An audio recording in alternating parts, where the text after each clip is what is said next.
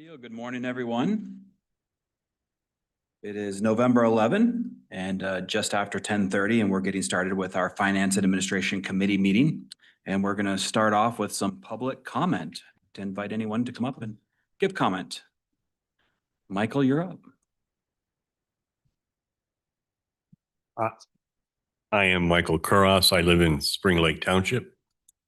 I want to address the request from Good Samaritan Ministries for additional funding from the county for their eviction prevention program.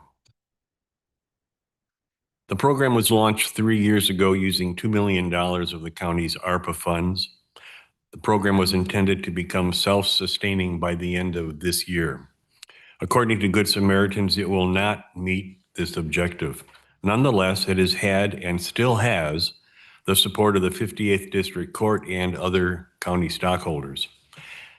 Let me be very clear at the outset, I support Good Samaritan's request. However, the county government has an obligation to also consider measures which would make the self-sustaining objective of this program more realistic. Failing that, and to use an analogy, funding this program with another $300,000 of county money for 2026 will be like taking more aspirin to deal with a toothache. The pain will temporarily diminish, yes, but the underlying tooth decay will continue. All of you understand economic basics. Prices, and in particular housing prices and rents, are determined by supply and demand.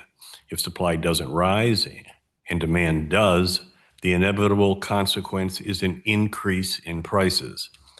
This eviction prevention program, stripped to its economic essentials, is a government subsidy which increases demand for rentals, and so increases the cost of renting a place to live, and so inevitably increases the frequency of evictions, exactly what this program is meant to correct.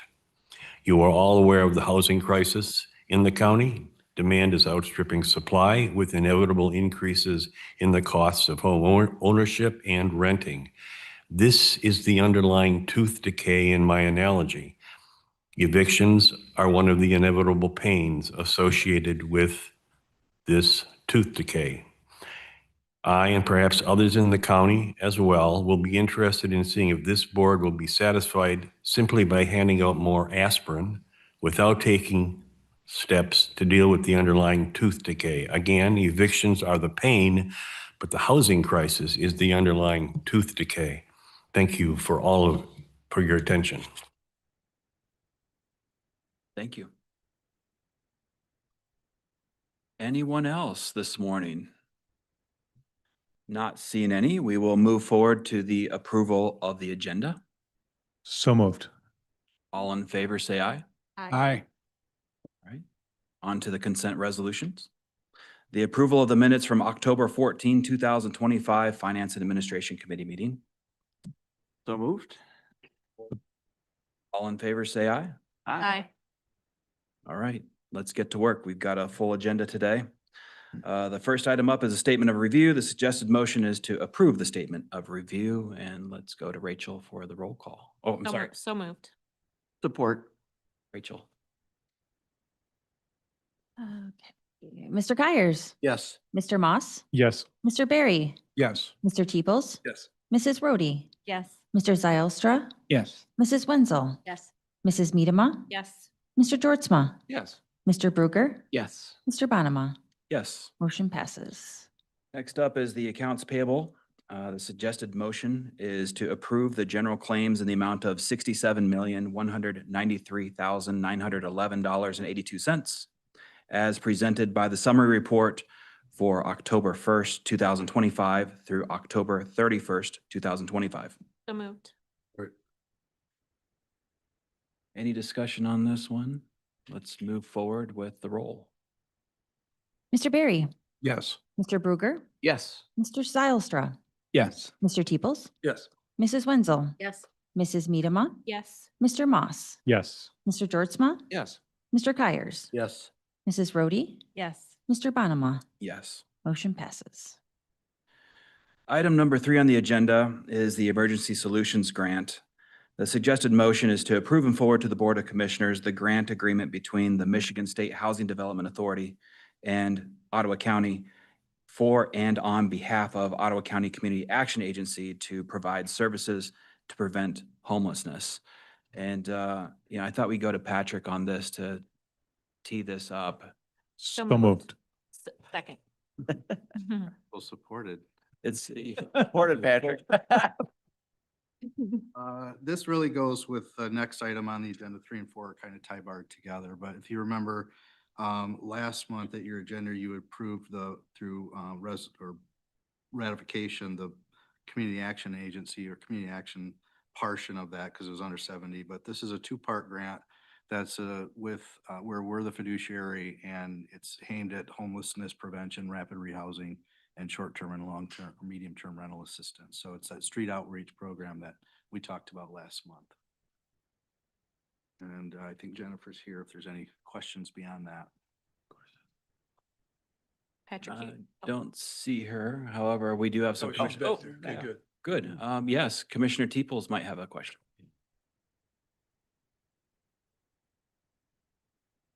You're sitting down low in the back row. Pretty short, so I like to hide in the back off camera. Thanks for waving. Of course. Commissioner Teeples. So, the last meeting, you talked about, given that the federal government has approved the budget and you seemed optimistic about the future of community action. How do these two matters play into that discussion? Is this a separate grant that? We're just the fiduciary for We're this just the one. So we get a very small amount. It's like 12,500 to be the fiduciary, and we oversee the administration. So we're receiving the invoices, processing those invoices, and if called upon by MISTA, we do the monitoring as well. Okay. Mhm. So just a very, very small part. And this is an ongoing grant that we receive every year. Any other discussion? I'd just piggyback on John's comments. If you don't exist, then somebody else would have to facilitate this grant. Correct. Okay. Mhm. That's it. All right. We'll go to Rachel. Mr. Teeples. Yes. Mr. Georgezma, Yes. Mr. Bruger, Yes. Mrs. Medema, Yes. Mrs. Wenzel, Yes. Mr. Barry, Yes. Mrs. Rhodey, Yes. Mr. Moss, Yes. Mr. Zylstra, Yes. Mr. Kyers, Yes. Mr. Bonema. Yes. Motion passes. Thank you, Rachel. Number 4, the Good Samaritan Ministries Emergency Solutions Grant. The suggested motion is to approve and forward to the Board of Commissioners the contract with Good Samaritan Ministries for the Emergency Solutions Grant. So moved. Support. Anything you'd like to add? No, this is the administering of their portion of the funds from that grant you just discussed, the $200,945. All right, with So that, I get, how did they address that? That's just supposed to be perpetual, that it was supposed to, funds were come back. That's a different issue. This is the Emergency Solutions Grant, completely different than the ARPA program. Okay. That we'll talk about later. All right, thank Yep. you. Mhm.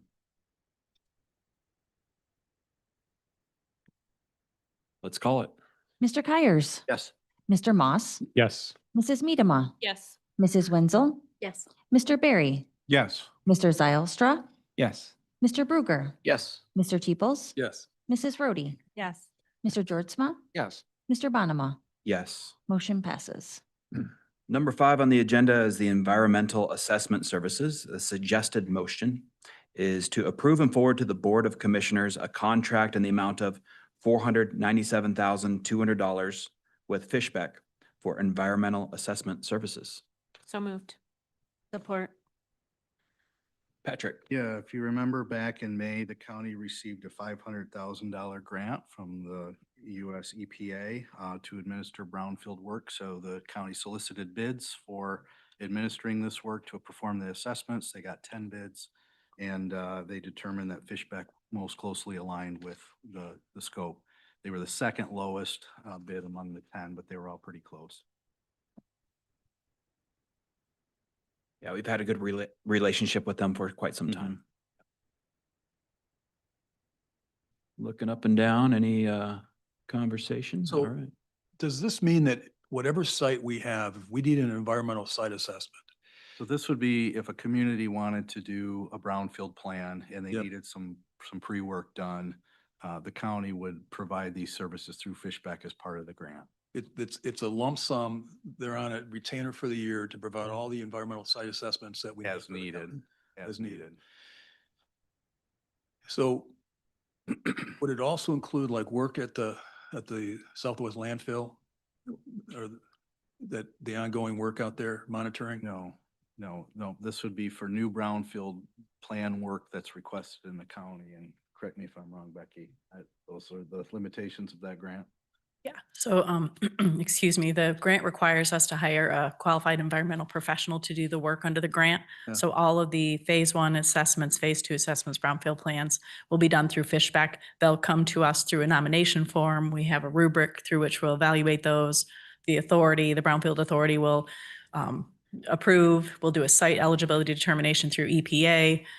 So we have multiple steps we have to go through. And so then once we get invoiced, we'll reimburse Fishback for their services. So that's how the process works. They bring projects to us, or if projects come to us from other local municipalities, Fishback will do the work, but they go through our approval process, our site nomination and approval form, and then we reimburse once So- we're so is invoiced this- for that work. Is this agreement a not to exceed price for, I mean, let's say we had, I don't know how their bid was Yeah. set up. Okay, I think I see where you're going. So we committed to EPA to what we felt were a reasonable number of phase 1s and phase 2s under the amount that they awarded us. That will vary depending on the complexity, Yeah. mostly the phase 2s. So yeah, if we somehow get a huge hairy phase 2, it could suck up quite a bit more of the funding than we planned on. So maybe we do less phase 2s, if that's where you're going with it. So It's less. yeah, what's that? What if we don't spend that much? This is what Fishback gets? No, nope. They will submit invoices and those are approved and then they will be reimbursed for their work. We pay them on an invoice basis. They do not get a lump sum. We hold the funds, we pay them, we draw down. So we as the county are in control of those funds. Okay. Yes. Okay, get it. Yep. Okay, good. Yeah, you're welcome. Any other questions about the grant? We're going to spend it, right? Sorry, I'm trying to make a joke. We'll spend all that money. That was a very good joke, Josh. Yeah, we'll it's a spend terrible that. joke. Fell absolutely flat. So Got it. but- nobody So but me in my own world. Are you making jokes while you're chewing something? I am. It's poor form all the way around. I'll stop Wow, now. okay. Is there any other questions? I always love it when we don't spend all the money. I always like to give compliments back to directors when they don't spend all the money, because that's, Yeah, but not when it's EPA and you have to give it back. I Oh. hate that. Money spent is need-based, right? So if we get communities that say, can you help us? That's there to support them. So we want it to be used. I mean, it's helping the communities that are working with us. that's a good point. Yeah, so the market is going to drive this to a certain degree too, of our developers looking to develop new projects, and this will help them with blighted properties. And Mhm. so that's kind of an unknown quantity until developers start picking around in the stuff and seeing what looks doable.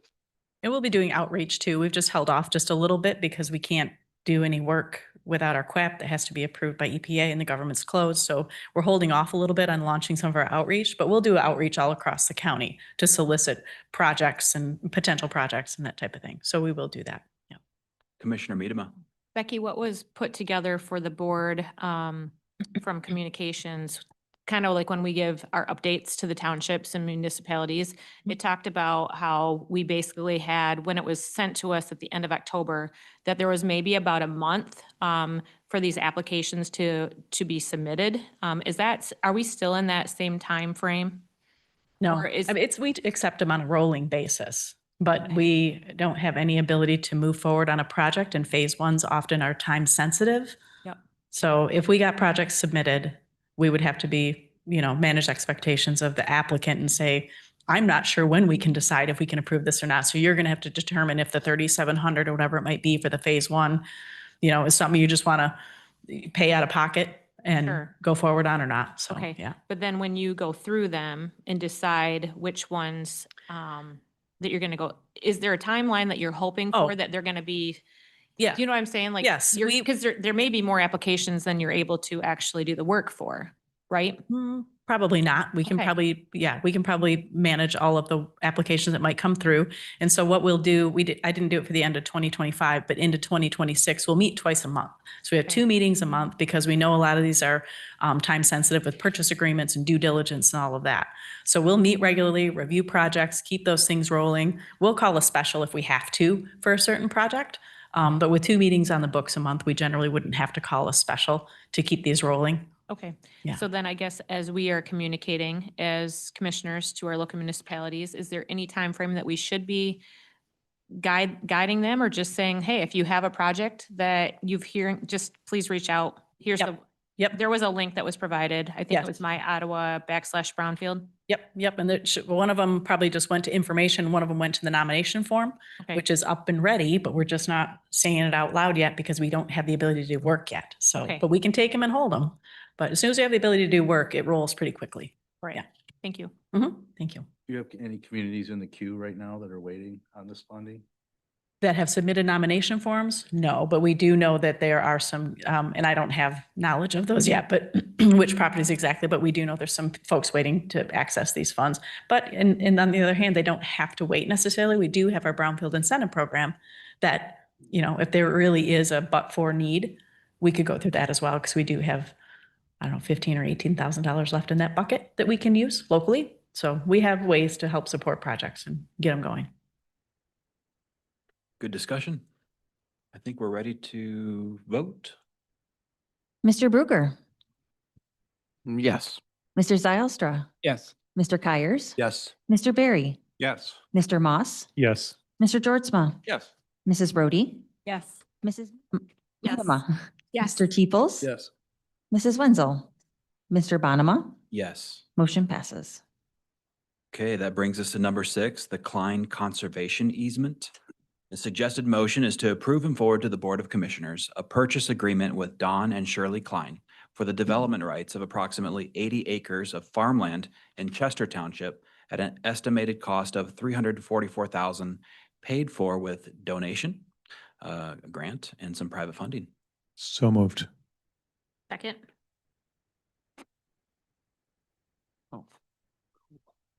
Anybody want to speak to this one? Becky? That would be great.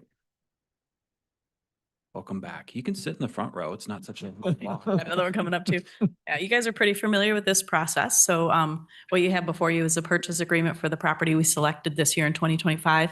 You also have a little table in there. According to ordinance, the board needs to see how many properties we scored and what they scored at and the one that we selected. So that's in there for your review and approval as well. So this is another property in Chester. Those tend to score really well because the soil types are really prime up there. This one's 100% prime soil. You know, it's next to adjacent land. They're larger parcels, so they rank really well both in our local scoring, and then they also rank really well to get our funding.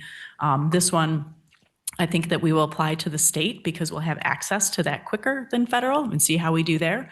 But when the federal government opens and does an application period, we probably will also apply to the feds for this one as well. So How much local control is there in a process like this? in what way? Like Are they, control are they over- going to the township authority? Are they getting approvals there as well? Yeah, so how this works, so it's a countywide program under a countywide ordinance, but then every local township has to opt in by resolution. All of them at the moment, except for Allendale, Holland, and Grand Haven Township are opted in. So any farmer living in any of those other townships can voluntarily apply to this program. But if they do, and we select them, well, even if they do at all, to be an eligible application, we have to have approval from the township. So each township gets a copy of the application. They are made aware that we approve of this property applying. It makes sense with our program. It's eligible. And then they reply back, and whatever their process might be a motion, it might be just a review by a planning commission, what have you. And they let us know that they approve of this parcel being permanently preserved. If for whatever reason they don't approve it, and we have had that once or twice, fortunately, it was not our highest ranking property, then we don't move forward with the project. So without township approval, we don't move forward. So there's a lot of local control there. Yes. Yeah. Good to hear. Yeah. So, yeah. Go ahead. Yeah. So the purchase agreement that we're talking about, is it contingent on the funding mechanisms coming forth? Yep. Yep, we do not execute our option to purchase if we cannot assemble the funding to do so. Okay. Yep. And I did put 3 years on this one. I used to do 2, but some of these projects are stretching out so long. That's the only change from the one you've seen in the past, is that I extended the period, because 2 or 3 times now we've had to come back and do a addendum, or whatever it is I called it at the time. And that can be Extension. confusing sometimes. Yeah, Yeah. yeah. So I put 3 years on this to give us a little time, but I'd love it if we didn't have to take that long. If in a scenario where the farmer wanted to do this, but then the township disapproved it, would the farmer be able to go to the state to try to circumvent, or does it just stop there? It stops there. Then the only other option that a farmer would have would be to donate the development rights entirely, either to a conservancy, which is fairly unlikely, or to the state of Michigan. There would be no other mechanism to be compensated for the lost development potential. So, if a township is going to say, we don't approve of this, but it meets all of our programmatic eligibility requirements, and it appears to be a good property for us, it needs to be a very defensible case and reason to not approve it. Good. Sylvia had her hand. Oh, there you go. Sorry. Thank you. Commissioner All Ridley. right. So I have a general question, not specifically about this piece of property, but Mhm. I'm just wondering, are we being really careful about, I'm sure you are, but about things that are in the contracts? Because I've just heard things lately about farmers having different contracts come before them where they're not, and I'm not saying this is related to brownfield, Mhm. but where there might be a clause in there where their land can be used for something other than farming, and then they're losing control over actually how they would like their land to be used. So for instance, like for solar or something else. So are we being really watchful about any changes in how this might be used? Yeah, the easement terms, because we are reliant upon federal funding and on state funding, the easement terms are really restrictive and really prescriptive and really defined. So it would be highly unlikely for any of those clauses, and I think I know maybe even the farmer you're referring to on that one, it'd be highly unlikely for that to be the case. And we do walk through the terms with our landowners multiple times, because there's a lot in there that they need to be fully aware of and understand. And then each year, when we do our monitoring, we go through them again, just to keep them, because, it's an easement deed, it's recorded, it goes away, out of sight, out of mind. So we revisit that. And then we also, if they have a successor and heir, we invite them to that monitoring meeting, so they understand, if they're to inherit the property, also the restrictions, because it will be there no matter who owns it. So, and if there's, we don't want anything that isn't a gotcha clause to appear to be a gotcha clause. So we try to walk through. Now, you need to understand, you can't just put a house up over here for your son who's going to work the farm unless we do X, Y, and Z. So we try to be really explicit, because they are complicated. It's like 18 pages of terms. A lot of it's boilerplate, but there's probably 3-4 pages that are really key for the landowner to understand. Okay. Yeah. All right. And if there were changes to these agreements, would we likely see them be passed through legislation that then would affect it? Or I'm wondering how watchful. Yeah, so and this is kind of fortunate for me. So with easements, changes are extremely rare once they're closed. Like, they're extremely difficult to make and extremely rare. Amending an easement is a huge no-no in the industry. So the changes would come from the templates that come from the feds. So if and when we get a new template for the minimum deed terms that we use, that would be where we'd want to be very mindful of reviewing that. And we haven't had changes since 2020 Okay. in those terms. But yes, when we get new easement terms, I'd probably sit down with Corporation Counsel, if there's anything that gave me pause or anything, and review those closely. Mhm. Okay. Thank you. Yeah, you're welcome. I'm tracking with you, Sylvia, Mhm. for Zealand Township specifically. Yeah, yep, that's the one. Yeah. And, to be fair to them, they've not put forward any kind of plan for that solar project yet to the township. Nope. So we don't know what they're thinking or talking about yet. Exactly. Yeah. But I'm glad to hear we have local control to flush those things out. So. Yeah. Just a quick question on 86,000 from county PDR funds. It also says donation and Yep. cover sheet. So Is it from the ARPA initial contribution, or is that different? fund? Not for this property. So when I say county contribution, it's Okay. from the PDR program. So no county funds are used Okay. for these projects, like you know. They are from the funds that we raise and the donations that we take that we keep at the community foundation.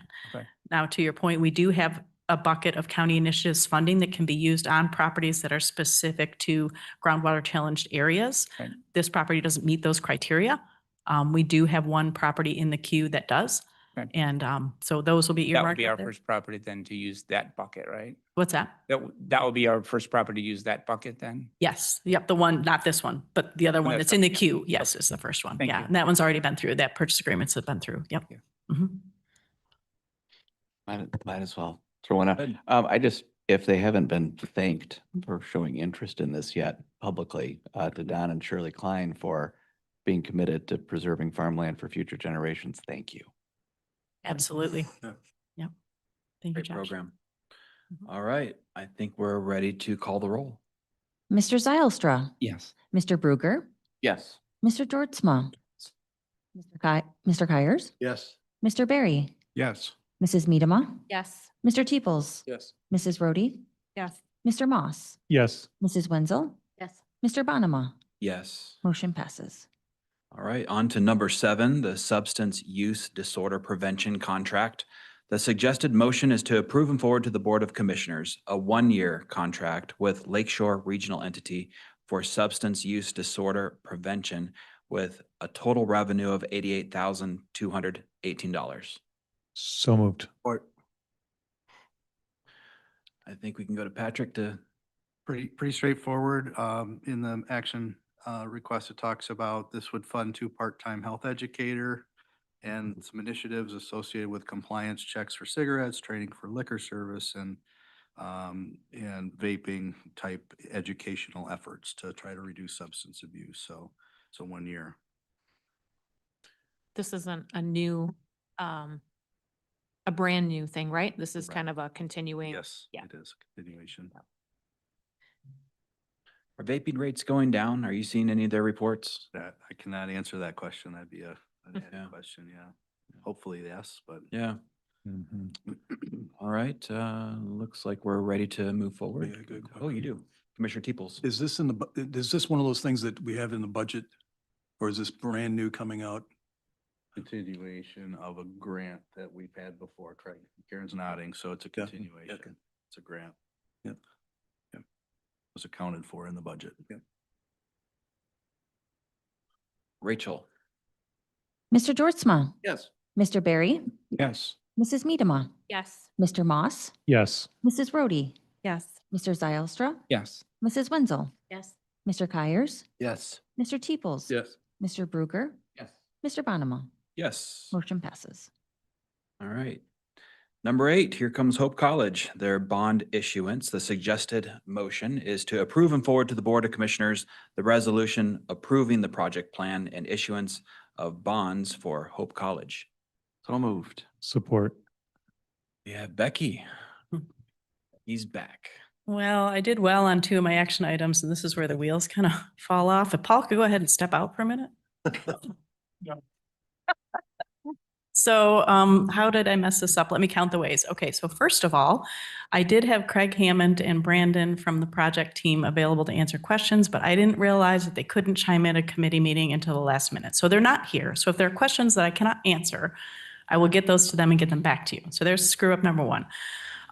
Confusion number 2, Patrick came down and I wanted to be clear in the language. I have to submit these action requests way in advance, and I don't have the ability to update them. So in it, it says that the EDC already approved the project plan, but we don't until the 20th, but we will have before this goes to the board in the hearing. So if that confused anybody else, or if I just confused you now, I'll answer whatever questions you have.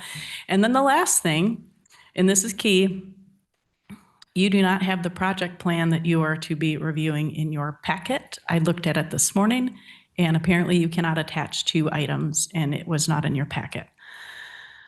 The good news is, because this project requires, and I'm very embarrassed because Craig and Brandon are both watching right now also, this has to be an action item. It can't go on consent because it has a public hearing attached to it. So what I will do is distribute the project plan to you all through Regina via email. You can all review it. If you have any issues, questions, problems with it, you can pose those at the meeting on the 25th, and I do apologize for that, but the elements that you will see in the project plan, Josh is smirking. The elements in the project plan are very consistent with the application that you reviewed in the previous resolution. There's really very little difference. So just to recap, it's $10 million of tax exempt bonds that they're requesting to improve the Phelps Dining Hall and also refinance bonds from other projects and improvements they have done in the past. We hope to close by the end of the year. We've added the 2 required directors. We've posted the required TEFRA notices, stepped through all the different things in the process to allow this nonprofit access to these funds to improve their academic institution here in our county. So apologies. And now questions if you have any criticisms. I Slaps of the appreciate, hand. no, I appreciate all the info. We're, from my perspective, we're the pass-through entity. We're not on the hook for this. If Right. Hope College is in, I'm not even. Yep. That's very nice of you to come to confession this morning. Yeah, that was really fun, let me tell you too. All of ever, so. But at the end of the day, there's no liability to our taxpayers here and yeah. Correct. We are not responsible for the bonds. The full faith and credit of the county is not backing these bonds. The borrower team is fully responsible for repaying those. They cover all the costs of bond counsel. They do pay us an issuance fee. They pay for the $730 to notice it properly, all of that. So the county incurs no costs to allow them access to these bonds. And we actually get money in return. Yeah. I love supporting Hope. I've picked up 2 wonderful daughter-in-laws out of Hope College. And so it's a fond place in my heart. Oh, it's fun. I love seeing them grow and supporting their growth. Good. Anybody else? All right, let's vote. Mrs. Wenzel, Yes. Mr. Moss, Yes. Mr. Zylstra, Yes. Mr. Kyers, Yes. Mrs. Rhodey, Yes. Mrs. Medema, Yes. Mr. Georgezma, Yes. Mr. Bruger, Yes. Mr. Teeples, Yes. Mr. Barry, Yes. Mr. Bonema. Yes. Motion passes. Number 9, the Older Americans Act appropriation. The suggested motion is to approve and forward to the Board of Commissioners the contract between Ottawa County and Senior Resources of West Michigan to support senior living, senior serving organizations over the next 5 years at a total cost of $162,500. So moved. Support. What's older? That's actually from the empowering legislation. I didn't pick that. But so, yeah, my name's Joe Pierce. I'm the Special Projects Coordinator in DSI. I think this is my first time coming up and speaking before you guys. And this is actually one of the first projects that I worked on when I started with the county. So back in 2023, just as kind of some background, Jennifer approached us because this was a program that she felt like had a little unclear history. And it was also kind of an administrative burden on her for the size of the contract. And so she approached us to kind of look into it, kind of understand what the history for it was, but then also how we can improve kind of the efficiency and also accountability for the program and everything. And so in the attached assessment that was along with this item, you can kind of see that we looked into the empowering legislation of how the county is able to support or provide funding to support initiatives for older Americans or elderly people within the county. And that funding was utilized to support Senior Resources of West Michigan, but also 3 other organizations.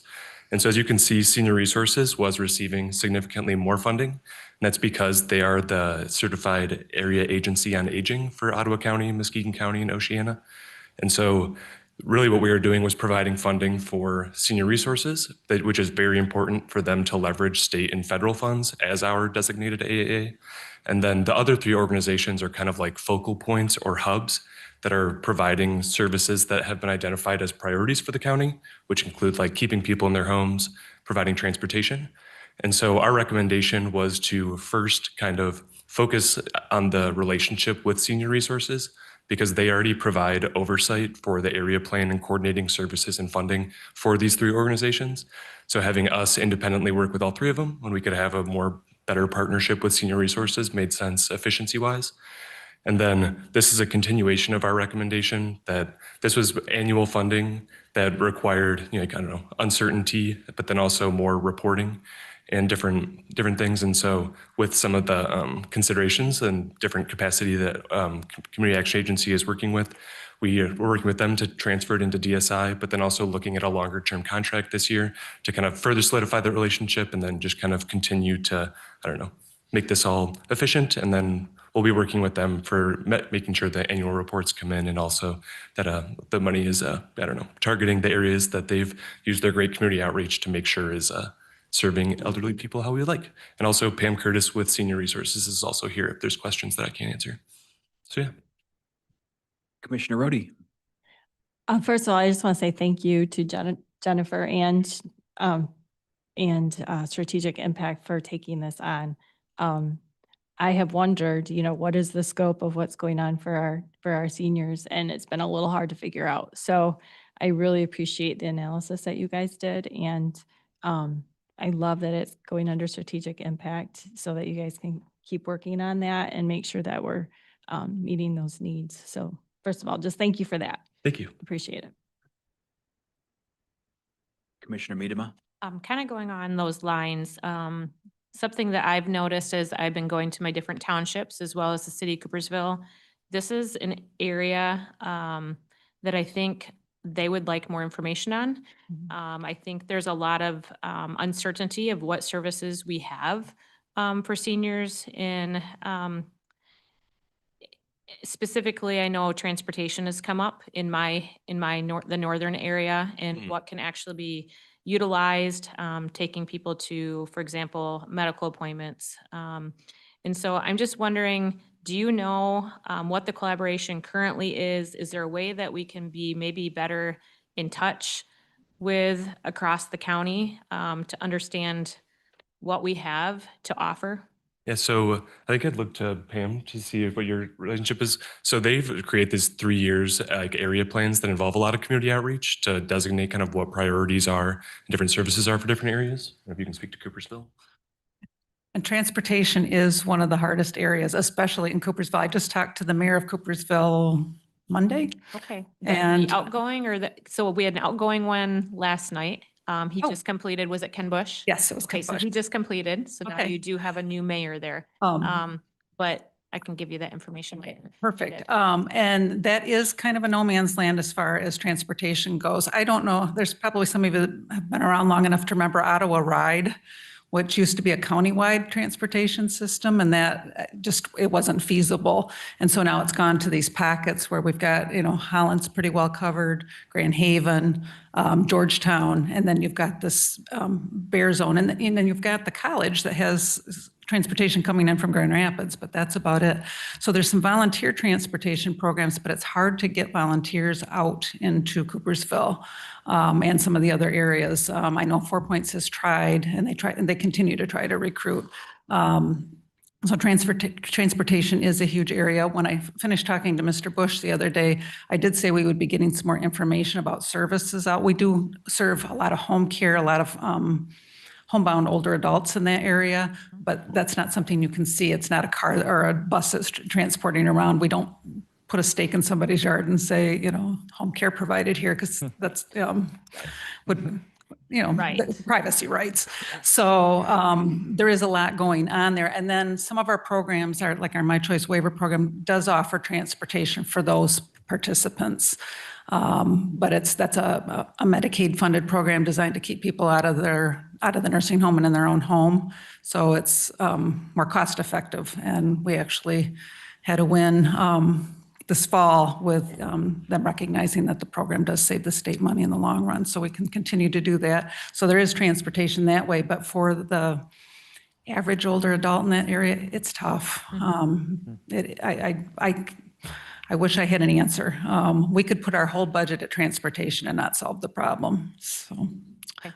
I know some things that were just recommended last night at city council were, if they have a church, sometimes certain doctors coordinate transportation depending on the need. And so they were just brainstorming ideas, and I was not aware that you already had a conversation with Ken, so I appreciate that. Absolutely. So- And we're going to get some more information out there because we do have a presence.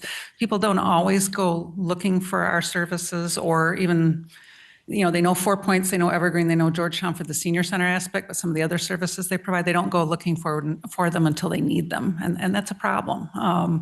Nobody wants to plan ahead for that. None of us want to plan ahead for that. We think it's not going to be us. Sure.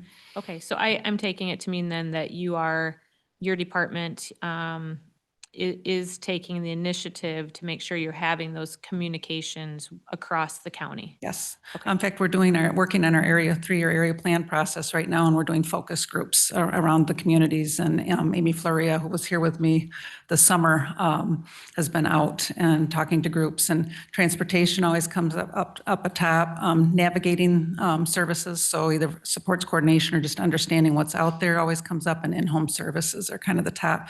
So the services that you're also helping to fund either through senior resources or through 4 Points, Georgetown, and Evergreen are all hitting those high request areas, so high need Does areas. in-home services, is that also bringing meals to somebody, or is that something different? Home delivered meals that is an in-home service, but it is a separate service, and that's also a biggie. But a lot of in-home services, personal care, some homemaking services, usually combined. You don't see a lot of just homemaking services anymore. They usually need some personal care, help with bathing, maybe fixing some meals, respite care for caregivers, those types of things. Okay, great. Thanks for being here today. Oh, absolutely. Thanks for having me. And I think one of the commissioners had asked if we could come back periodically and give updates. And I was telling Joe that I think Amy and I talked about it on the way home from the last meeting. If we can, we come up with some small bite-sized pieces of what we do, because we are so large, and it overwhelms to talk about everything we do. So we'd love to come back whenever you'd like to have us, and we'll just do small components instead of overwhelming you all at one time. That'd be great. Well, and I'd like to just put it on your radar that I'm sure you're familiar with the United Way. And have you seen their latest ALICE assessment? About the older adults. Older adults. Green part of And- Alice, yeah. And so they studied all of Ottawa County, and through that, they found that the city of Zeeland and also the city of Grand Haven have almost 50% of their population qualifying for ALICE. Yeah. And I know for Zeeland and probably Grand Haven as well, a large number of that percentage is our seniors. And so, I think we need to be thinking a lot about this population that we serve, and things that we can do here in the short term to try to offset some of the food insecurity, some of the issues that they're facing. Fastest growing segment of the population, and in Michigan, it's growing faster than a lot of other states. So it's And it's happening in surprising places that Yeah, if you don't think if Grand- you knock you the don't doors think in Zealand Zealand- like I have, you wouldn't think right away that half the doors qualify for ALICE. No, when you're thinking about it, because we cover 3 counties, you think of Muskegon Heights, Yeah. Yeah. that type of thing. You don't think of Grand Haven, and I live in Spring Lake, and you don't think of Grand Haven, Zealand, and Yeah. it's everywhere. And so we're working on it. We're working as hard as we can with the money we've got. Yeah. Thank you for that. So- Yeah, Commissioner Teeples. So I really appreciate you being here, and keep coming back. Absolutely. Transportation is something I think we need to look at as a board, as a county. When we get into strategic planning, I really think that you talked about Ottawa Ride as being not feasible. I'd I'm like, dating myself, but yes. I want to, all right. I think we should go back and relook at this again. And I'm glad you have your focus groups, because it's going to take if we're going to do something like this, and a lot of counties in Michigan do it, right? And we need a coordinated effort with lots of stakeholders involved in this. So I'm glad you're doing what you're doing. I do think it's something we should talk about as a board, because it has lots of variables. It helps housing, it helps employment. We've got older citizens, right? We got veterans. There's a lot of benefit if we get a transportation program in place, but it's going to take a lot of effort. And this is a big one for me. So I appreciate what you've done, what you're doing, and we're going to hear more about it. I hope as a board, we talk about this more. So. And there are transportation groups that meet for each county. And I know our planner, Amy, that I mentioned, is part of that group for, actually for all 3 of our counties. Amy So- Flory, you said? And Amy Floria. Yeah. Well, thank you. Commissioner Rhodey? It's a little more. I'm wondering if you have been in communication with Allendale Township's employee who works with senior citizens. We have in the past. They do a lot of more programming for active older adults. Yep. And the bulk of our funds go to helping those that need help staying in their homes. So more of the in-home services, you know, the transportation, those kind of things. But we are familiar with them. We actually used to have a former director there on our board of directors. Okay. So, but I'm familiar. And actually, I'm looking for an Ottawa County board member. So if anybody knows someone that would be interested, I'm not above recruiting. So Yeah. And that's consistent with what I've heard. I've heard, you know, that they have a real desire for more community, more, you know, more ways of gathering. So I'm wondering, would it be possible for you to provide your contact info to us just so that, you know, if we know people working in that space, we can make sure you're connected or pass. I've got business cards with me. I can leave them with Perfect. somebody and. That'd be great. Good. Thank you. Regina right here would be who you'd hand it to. Okay. Yeah. Thank you. All right. I think we're ready to call the roll. Mr. Kyers, Yes. Mr. Moss, Yes. Mr. Barry, Yes. Mr. Teeples. Yes. Mrs. Rhodey, Yes. Mr. Zylstra, Yes. Mrs. Wenzel, Yes. Mrs. Miedema, Yes. Mr. Georgezma, Yes. Mr. Bruger, Yes. Mr. Bonema. Yes. Motion passes. All right, next up, number 10 is a personnel request from the prosecutor's office. The suggested motion is to approve and forward to the Board of Commissioners the request from the prosecutor's office to increase one legal assistant one position from 0.8125 to a 1.0 FTE at a cost increase of $34,286.31 to be funded by reallocation from the general fund contingency fund. So moved. Support.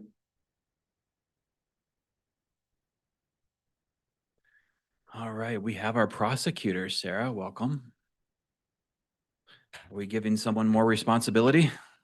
Morning. I'm giving the office a little bit more time for a really stellar employee that we have. Happy to answer any questions. Long and short of it, we have two offices with the prosecutor's offices that I hope most of you are aware of. We have an office in Grand Haven and we have one in Holland.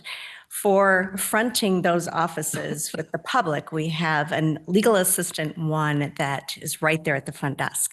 So answering and triaging phone calls and people that come to our office. In our Grand Haven office, this is a full-time position. In our Holland office, it's a part-time position.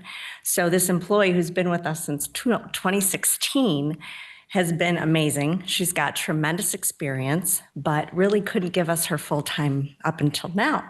So when she came to us and said, hey, I can do full-time, we were very excited. So she currently leaves at about 3 o'clock every single day, which means that our legal assistants too, our office manager in Holland, have to come and take on that extra responsibility for 2 hours of the day. So with that, we're making this request. Any questions? Did a pretty good job. Commissioner Teeples? Yeah, hi, Sarah. Hi. So I assume this is in your budget. You've kind of worked this through. It's going to, Yeah, that's why Kurt is here to talk. Yes. Yeah, no, it's all been worked through. And if you have any specific questions with that, they were planning on which funds? Contingency. The contingency funds. Contingency. Because it's a mid-year, it wasn't anticipated. Normally, this would have been part of the budget, but given the circumstances, Sarah just outlined, it's mid-year, so we're taking out of contingency general fund, the 32,000. okay. I'll be asking the same question in the next two matters, right? I mean, okay. Yeah, from my perspective, it makes sense. It sounds like how it was presented by Sarah, that just talking about how it wasn't anticipated that she could work full-time until recently. And now it's just gonna help streamline everybody's work and she can keep working what she's doing and no one else has to do the work that she's doing. And it'll probably actually help save the county money in some ways because, anyway, that's just my take on it. Well, that's a good thing about a contingency, right? Because you can't anticipate everything. So you have this fund. That's what it's for, these kind of things. So, but I appreciate that. All right, with that, I think we're ready to vote. Mr. Barry, Yes. Mr. Bruger, Yes. Mr. Zylstra, Yes. Mr. Teeples, Yes. Mrs. Wenzel, Mrs. Miedema, Yes. Mr. Moss, Yes. Mr. Georgezma, Yes. Mr. Kyers, Yes. Mrs. Medema. I'm sorry, Miss Rhodey. Mrs. Yes. Rhodey. Yes. Mr. Bonema. Yes. Motion passes. Thank you very much. I look forward to sharing the news. Take care. Thank you, sir. That brings us to number 11. We have a position upgrade request from Community Mental Health. The suggested motion is to approve and forward to the Board of Commissioners the request from the Community Mental Health to upgrade 1.0 FTE mental health clinician CIT grade U10 to a 1.0 FTE CIT team manager U12 at a cost of $16,300. So moved. Support. Do we have someone from mental health that, yeah? Kirk Babcock, I'm the Assistant HR Director. I talked to Dr. Braziers about this and I'll try and to do my best to support this. Okay. The position is looking to increase this to a higher responsibility management level position that would oversee team responsibilities, team building, training, also hiring for these other team members. With that, the funding would come from two separate grants for an increase of $16,300.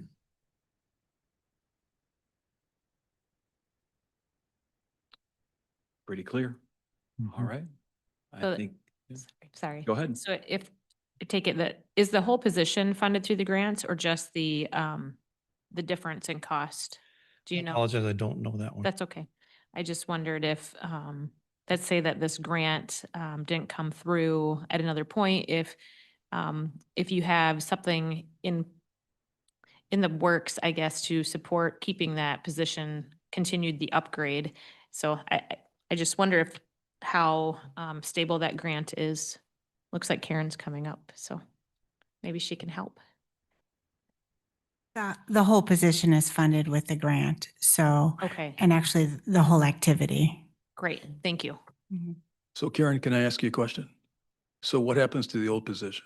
Is that still open? That's going to get filled or what happens? They're upgrading the position, so the old position would go away. Okay. So would that individual still be providing clinical treatment? I'm assuming they do now, but as a team manager, I'm concerned if we're taking people out of direct care of patients. That one I cannot answer. Answer that either. I'd have to talk to Dr. Bashir on that. We can get back to you on that. Please do. Okay. Did I see him in the building a little bit earlier? Didn't hear Okay, earlier. so, yeah. I just want to make sure he wasn't in a meeting right outside, so, yeah. I don't know, my take on it currently is it's a very small, maybe I shouldn't say very small.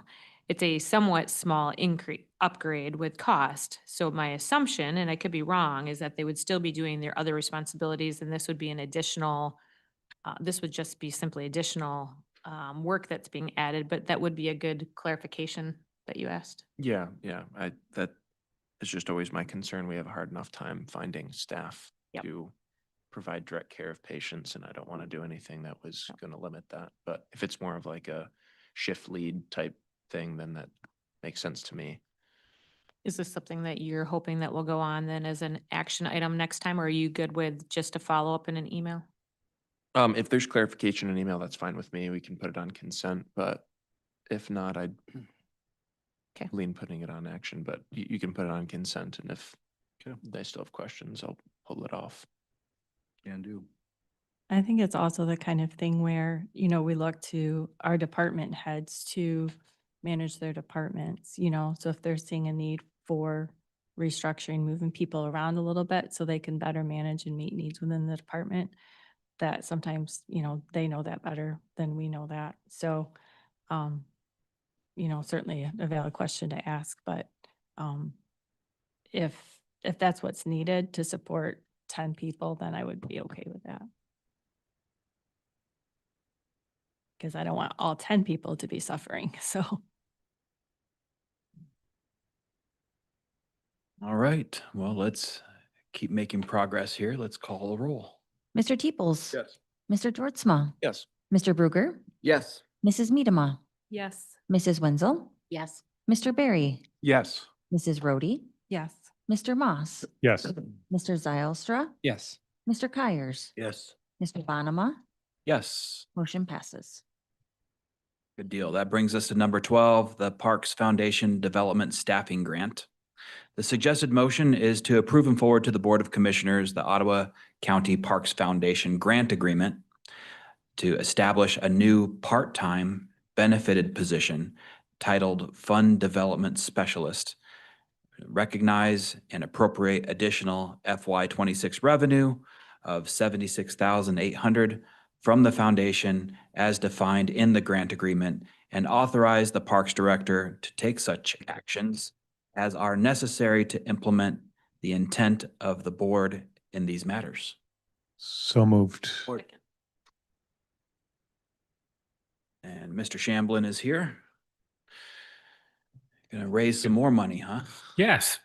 Well, so, and I've coordinated with Human Resources and Fiscal on all the language in the motion, so gave Karen all the details she wanted. So this is a renewal of an existing grant, and then what it does is it transitions an employee who's currently working for the foundation under the county. So it is a new county position. The foundation, with its size, was unable to provide some of the benefits that the county can do on a larger scale. So yeah, it makes sense at this time to make that transition. Any questions? Me, again, on a roll here, sorry. No, please. So the motion says it's 76,800 from the foundation. Is that where the money's coming from? So that's a budget adjustment to our current fiscal year 26. So when we did the budget in August, I think we didn't have these details worked out about transitioning the position. So that will go to fiscal year 26, and the funds will come from the foundation. We do a reimbursement request at the end of the fiscal year, sometime in September. And yeah, we actually do two. We do one for operational support and then one for capital support. Okay, thanks. Thanks, Jason. Am I reading this correct, Jason, that this is a proposed 3-year agreement Correct. for this position? Yes, both positions. So it will fund 2 positions. And I think it was 40 some thousand over the 3 years from Parks Millage. Okay, and then you'll do a kind of a reassessment as you kind of go through to kind of see how that's working and. Yep. Okay. Yep. Good question. Commissioner Moss. It should work better, arguably, right? Because you'll have more collaboration, coordination, like in-house. Yes. Okay. Yes. Thanks. Yes, that would be, when we initially did the grant agreement to bring on the staff, the foundation wanted to keep their part-time manager in-house, and now it makes sense, right, to streamline it, make it more efficient. I can provide more of the day-to-day oversight and support of the employees. So, yeah. Great. Anything more? All right, I think we're ready to vote. Mr. Kyers. Yes. Mr. Moss. Yes. Mrs. Medema. Yes. Mrs. Wenzel. Yes. Mr. Barry. Yes. Zylstra. Yes. Mr. Bruger. Yes. Mr. Teeples. Yes. Mrs. Rhodey. Yes. Mr. Georgezma. Yes. Mr. Bonema. Yes. Motion passes. All right, I think we're at number 13, which is FY25 and FY26 budget adjustments. The suggested motion is to approve and forward to the Board of Commissioners the FY 2025 and FY 2026 budget adjustments per the attached schedule. So moved. Support. Do we have any questions on this go around? Pretty clear. All right, let's go to vote. Mr. Bruger. Yes. Mr. Zylstra. Yes. Mr. Kyers. Yes. Mr. Barry. Yes. Mr. Moss. Yes. Mr. Georgezma. Yes. Mrs. Rhodey. Yes. Mrs. Medema. Yes. Mr. Teeples. Mrs. Wenzel. Yes. Mr. Bonema. Yes. Motion passes. That brings us to our committee reports. And our first up is Benjamin Jordan from the Ottawa Conservation District. And if you want to introduce your partner, that'd be great too. Absolutely. So my name is Ben Jordan. I'm the watershed coordinator at the Ottawa Conservation District, and this is Sarah Bauman. You can introduce yourself. Yeah. Sarah Bowman, I'm with OCD as well, a watershed and conservation specialist. All right, it's been all yes votes today, so you guys are in a great mood. It was a good time for us to show up and do this. So we are here today just to give you guys our annual report, update on kind of what we've been up to this year, get a chance to brag about ourselves a little bit. And so how we're going to do this, we have a lot of information to go through. We'll try to do it real quickly. The first half will be more about general district updates and what we've been up to, and the second half will transition more into the actual Ottawa County 5-year monitoring plan that you guys approved last year, so we can kind of talk about what we've been up to on that front as well. So to start us off with some general district updates, I will turn it over to Sarah. All right, I think most of you are aware of who we are and what we do now, but for those of you who are newer to the board, a conservation district is a local unit of state government that is we have a board of publicly elected board directors, one of which is actually Becky Huttinga as well. So we do serve as a boots on the ground, basically, of natural resource management in the county. So we kind of try to act as a first step for folks in the county asking questions who just don't know what to do with their land, maybe have a natural resource issue. We try to help them with whatever we can. We're nonpartisan, non-regulatory. All of our programs are voluntary as well, and almost all of our programs are free to members as well. We are primarily grant funded, and even though we're a state organization or a local unit of that, we only receive a very minimal amount of state operating funding, which is where you guys come involved. So the county has been a great partner of us over the last many years, and you guys in the last few years have provided us with about $120,000 annually, $100,000 of that coming from the county, and $20,000 of that coming from the Department of Strategic Impact to focus more on groundwater conservation goals. With this funding, this has been hugely helpful for us to help cover overhead costs because we do write grants and we bring state and federal dollars to the organization and to the county. And so with that funding that you guys provide to us, we've been able to increase your return on investment immensely. For example, in just the last 3 years, we've been able to bring in $2.1 million for invasive species control, $4.4 million for localized natural NRCS dollars through multiple of our farming projects, $500,000 in MDARD grants, $2.3 million in water quality funding grants and technical assistance. And that basically has been a ROI of roughly 2,500%. So we bring a lot of value and we appreciate the help that you guys provide to us with that. With that money, where do I point? Okay, thanks. Wasn't going. With all of this money we brought into the county, we provide a large variety of resources and services to folks. So one of the things we do every year is we do a native tree and plant sale, which is a fundraiser for us as well. But a big part of this is to also increase the amount of native vegetation in our landscapes in Ottawa County. So through our one tree seedling sale, we did over 10,000 trees, bare root seeds, and also 130 potted trees were brought into the county. So it's a lot of native tree seedlings planted. And then we have 2 native plant sales every year. Between all native plant sales and all of the different plants we sell, we sold over 18,000 native plants. So again, that's a lot of native landscaping that is being planted in Ottawa County, which serves a lot of great purposes. We do also have a partnership with Pheasants Forever where we sell native seed mixes. And this year we sold 29.5 acres. There we go. Our forestry assistance program, we do have a staff person who is not housed in Ottawa County, but is housed in Barrie County, and he covers our county. So he provides free on-site assessments for forest properties. And through this last year, he's been able to do 92 different site visits and service over 5,000 acres. And so a big part of his role is just providing technical assistance to forestry landowners so that they know what they can and can't do with their properties. A really big program that we host at the Conservation District is the West Michigan Cooperative Invasive Species Management Area. It's a big name, but SISMA is the shorthand for it. This is a partnership of groups that covers over 7 counties, and we are the fiduciary of that organization.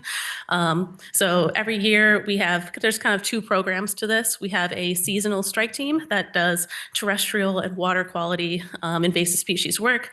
The grant funding from that program program has covered 238 acres of land that's been treated over the last year. And then we do for-hire work for that as well. And just for the Ottawa County strike team, just in this last year, we did 64 acres. And that's usually for college-age students, and they only work for maybe 4 to 5 months in the year. So they did a lot of work this last year doing invasive species control. And they do workshops, of course, too. Part 2 of the invasive species program is our full-time hemlock woolly adelgid group. This is about 3 to 4 full-time staff members that do hemlock woolly adelgid treatments and survey throughout that 7-county area. For grant treatments, they did 456 acres of treatments. That's over 10,000 trees that have been treated. They do focus a lot on the northern front of the spread for those grants, but for their for-hire work, which is more local to home, they also did 207 acres of work and then just under 5,000 trees treated. These guys are outside every single day, so they work very, very hard. Moving on to some of our farming related programs, produce safety, our staff technician is an MDARD grant. This provides free food safety technical assistance to any farmer of any size. She's basically on farms helping people get ready for their any inspections that they may have. So she's voluntary. She just literally helps the farmers make sure they pass any of their inspections. You know, she visited 91 farms and provided a little over $2,000 in financial assistance to farmers this year. And she also helps present at FDA approved produce safety grower training. So she's been very busy. Our other program for farming, it's used to be called MEEP. The MEEP program is still in existence, but the staff person is now titled the Conservation Technical Assistance Program. That's some changes from MDARD. This is another program that provides free and confidential conservation technical assistance to farmers. If you've ever seen those signs saying that this farm is environmentally verified, this is a program that does that. This year we had a new staff person and he hit the ground running. We did 101 farm visits, 8 new verifications, 19 re-verifications. And then a new aspect of his program this year is doing soil health assessments. So he did 15 of those. He does a ton of financial assistance work for stuff on the farm and then also does educational workshops as well. Which, speaking of those workshops, our biggest educational event of the year is an event called Cultivating Resilience, which this year we switched to a winter conference. This is basically just a day of networking, learning for the farming community, focusing on regenerative agriculture. This last year we had a keynote speaker, Rick Clark, who is a really great regenerative farmer, and a lot of people came to hear from him, which was great. And other topics included prairie strip implementation, farmland succession, cover crops, and irrigation efficiency. We had our all-time high record of folks attending. We had 155 people there, and we're looking to keep that or increase it this next year. So we also continued doing some field workshops related to those topics this fall or this summer, which had a lot of people attend as well. One other program we have, the Farmland Water Quality Initiative, or RCPP. It's a regional conservation partnership program. This is a contract partnership with the NRCS and USDA. We just completed our 4th year. Unfortunately, I don't have any numbers of what we accomplished this year just because of the federal shutdown. We couldn't get access to our computers and data.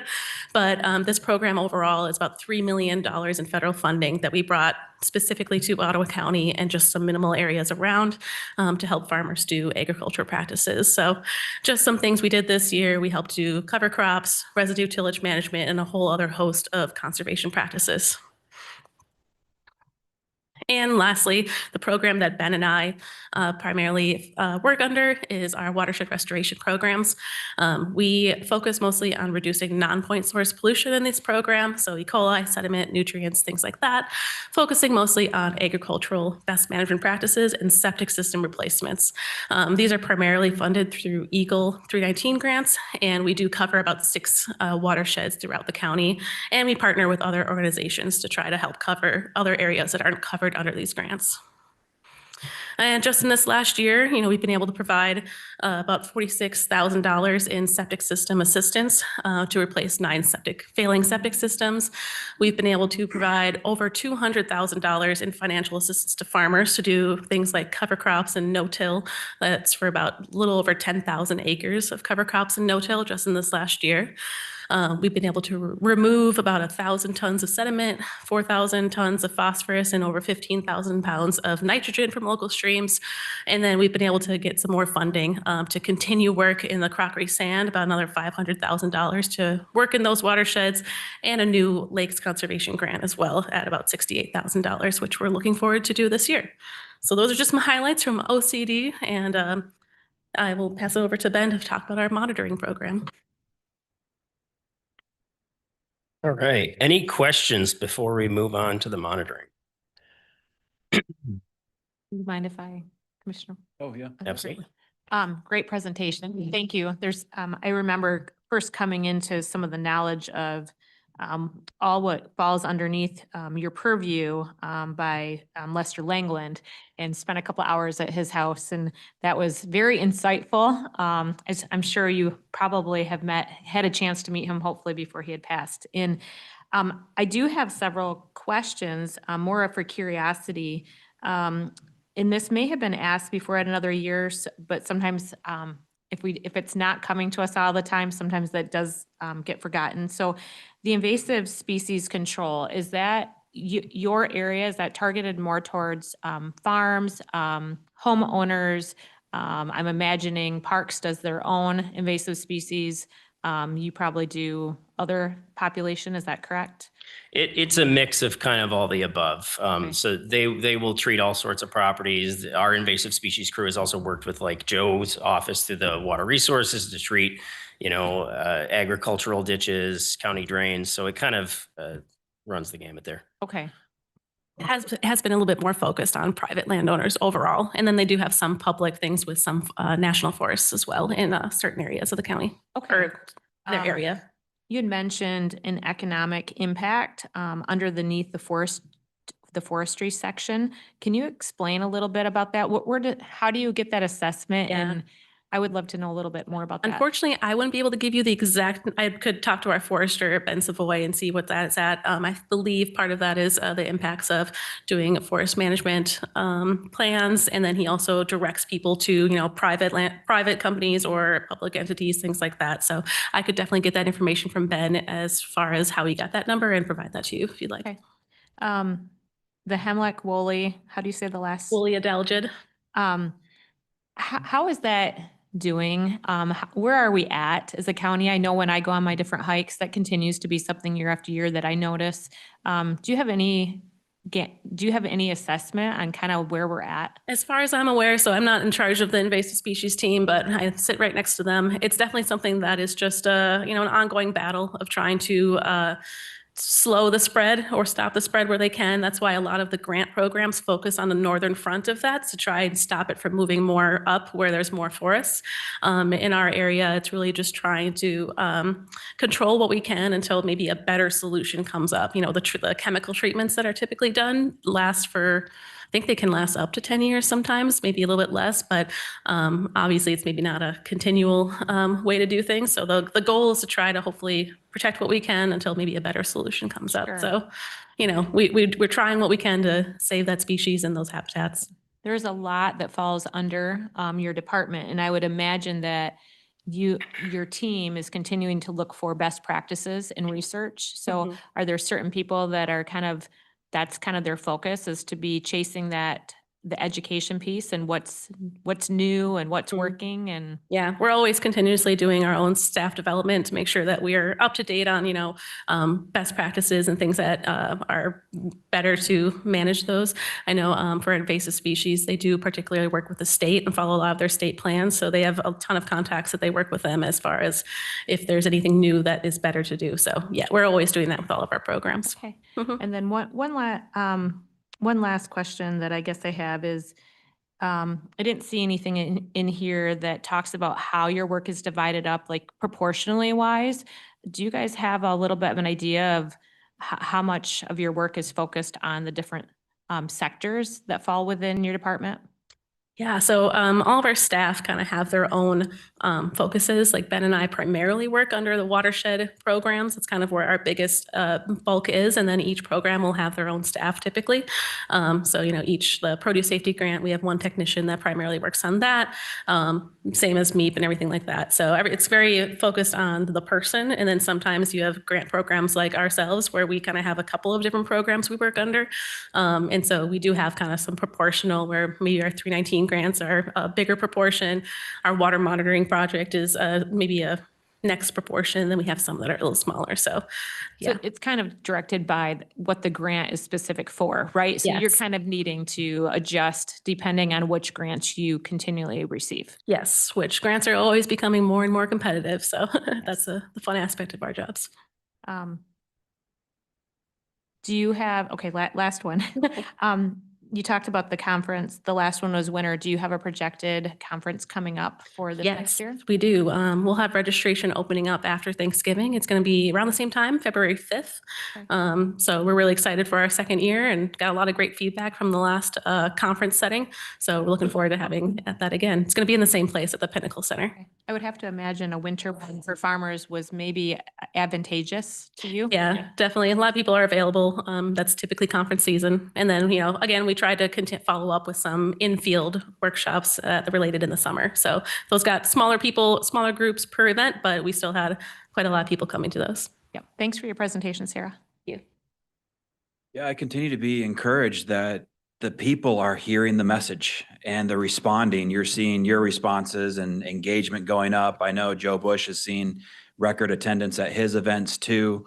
This is a very important topic. The work you're doing is incredibly important to Ottawa County. And I know from a board perspective, I'm hearing broad support that we make this a very high priority for 2026 to figure out not only water quantity, but water quality. So yeah, thank you. Project Clarity. I mean, there's a bunch of people that are pushing together and you're working well together. So just compliments on that. Yeah, appreciate that. Well, and conservation districts are, they're one of those organizations that in a lot of cases in other districts around the state, they operate kind of like a nonprofit, and you might have a staff of 2 people. We're very fortunate because of the money we get from the county and the success we've had with grants. We have at any given time 12 or 13 full-time employees. We have all these programs that we can offer to people and it just keeps growing. And, like you said, the engagement keeps coming up. And so we're very fortunate for your guys' support and all the grants that we've been able to get. So state and federal government just keeps giving us more money to do good stuff. So we're happy about that. All right, so moving on to the Ottawa County Water Quality Monitoring Project. So, last year, around the middle of the year, you guys approved this contract between us, the Ottawa Conservation District, and the Ottawa Water Resources Commission to do a 5-year monitoring plan for every single watershed throughout Ottawa County. I'm going to skip through these first few slides pretty quickly to get you guys out of here, but the goal of this project was pretty simple: fill gaps in knowledge. We know there's a lot of watersheds throughout Ottawa County. A lot of them do not have comprehensive monitoring. There's a lot of unknowns. We know that a lot of these watersheds are impaired by one or more pollutant. If you look at the map on the left there, everything with a hash mark is a watershed that is impaired by a pollutant or more than one pollutant. The map on the right is a map of watersheds that prior to this project were comprehensively monitored, meaning they had a watershed management plan written recently, the ones in pink, and they've had comprehensive monitoring throughout that whole watershed. It's not a lot of them. So the goal of this project was to fill those gaps in knowledge. The partnership obviously was mainly between us, the district, the Outdoor Discovery Center, and then Ottawa County and Ottawa County Water Resources Commission. So what exactly are we monitoring over these 5 years? It's like everything but the kitchen sink. So every watershed is going to be slightly different and has been slightly different. The gaps in that data are slightly different, but some of the things we're going to be looking at and are currently looking at is E. coli concentrations. We're doing things like microbial source tracking, or MST, which is, is the E. coli in these streams coming from human sources via failing septic systems or sewage leaks? Or is it coming from, livestock, manure runoff, kind of distinguishing between those two things?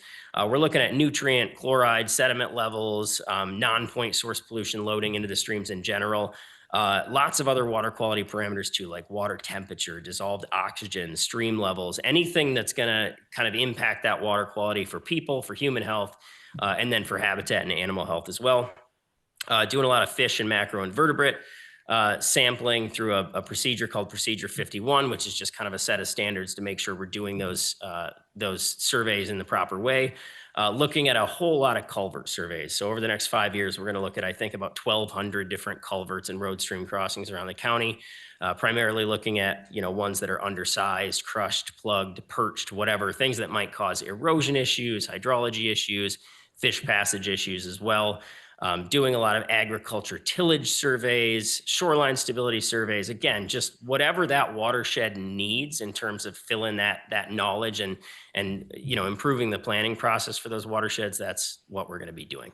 How will the data help? The main thing is providing the education and allowing us to understand where the critical areas are, what non-point source issues these streams face, kind of zeroing in on where that pollution is coming from. And then the big one is grants. I mean, the main goal of this program is to get as much information as we can so that we can write or update watershed management plans, and so that we can be more competitive in the grant world. We can apply for state and federal grants and bring as many dollars back to Ottawa County as we can to fund restoration and protection projects in Ottawa County and benefit our water here. So that's the main goal. So what did we actually get done? Like I said, you guys approved this funding about middle of last year, and the whole first half of the first year of the project, fall, winter last year, was a lot of prep work. So we've done some smaller scale monitoring projects in the past, and I can tell you it's a lot of work to prep for, one watershed, but when you're trying to prep and plan for 36 different sub watersheds, it's a ton of work. So a lot of what we were doing was mapping, site selection, proofing those sites to make sure it's somewhere we actually want to go and can access and monitor. Working on the work plan itself, the timeline, all that kind of stuff. We had to apply for permits for scientific collection. And then one of the big things that we did last year was QAP development. So QAPP is Quality Assurance Project Plans. Basically just big, complicated technical documents about the methodology, how we're collecting samples, how they're being analyzed in the lab. And I think between the several QAPs that we wrote, it was like 200 something pages of this really scientific, technical knowledge. Very exciting stuff. We loved writing those. A lot of equipment purchases too. I mean, one of the great things about this project is it's allowed us to purchase things like data loggers, stream, water quality sondes that can be deployed into the water and take continuous real-time data year round. These are things too that, the project lasts for 5 years, but we're going to have this equipment to continue monitoring far past that 5 years. So that's going to be a really sustainable thing about this whole thing is the data we're collecting isn't going to stop at the end of this project. We were able to purchase a buoy and install that on Lake Macatawa that, again, is going to continuously monitor and collect real-time data there. And then a lot of general field equipment. We were able to purchase a backpack shocker, which has been a lot of fun for things like macroinvertebrate and fish surveys to kind of figure out what populations of fish are in our lakes and streams as well. As far as the actual data collection that we were able to accomplish, we got a lot done. It's been a very, very busy summer between Sarah and I and some of the other assistants and people that have been helping us. We've looked at about 27 different sites throughout the county, specifically for what we do is a 5-week sampling on some of these watersheds. Very standard. We go out to a stream once a week for 5 weeks, sometimes 6 weeks. And we always try to collect wet weather samples and dry weather samples. We want to know what's going on in these streams when it's wet and it's rainy. We also want to know during base flow dry conditions what the water quality looks like too. And this is things like, E. coli, total phosphorus, nitrogen chlorides. Those are some of the things we're testing for there. So we did 10 sites in the Norris Creek and Spring Lake watershed. So we finished up that entire watershed for the 5-week sampling. We also did about 17 sites in the Lloyd and Potawatomi Bayou. So we finished up those 2 sub-watersheds that drain directly into the Grand River. And I'll talk a couple minutes later about some of the early analysis and the results that we've had there. We also had monitored 10 locations, 7 in stream and 3 on Lake Macatawa for various metrics. And this was a once a month continuous year-round monitoring for things like total phosphorus, DO, temp, pH, nitrogen. We also looked at, in partnership with AWRI, looked at 5 locations on Lake Macatawa. They do 2 samplings a year, one in the spring, one in the fall, to again monitor some of those metrics. So a lot of field sampling. We were out in the creek, getting dirty, getting our hands covered in E. coli water quite a bit, which was fun.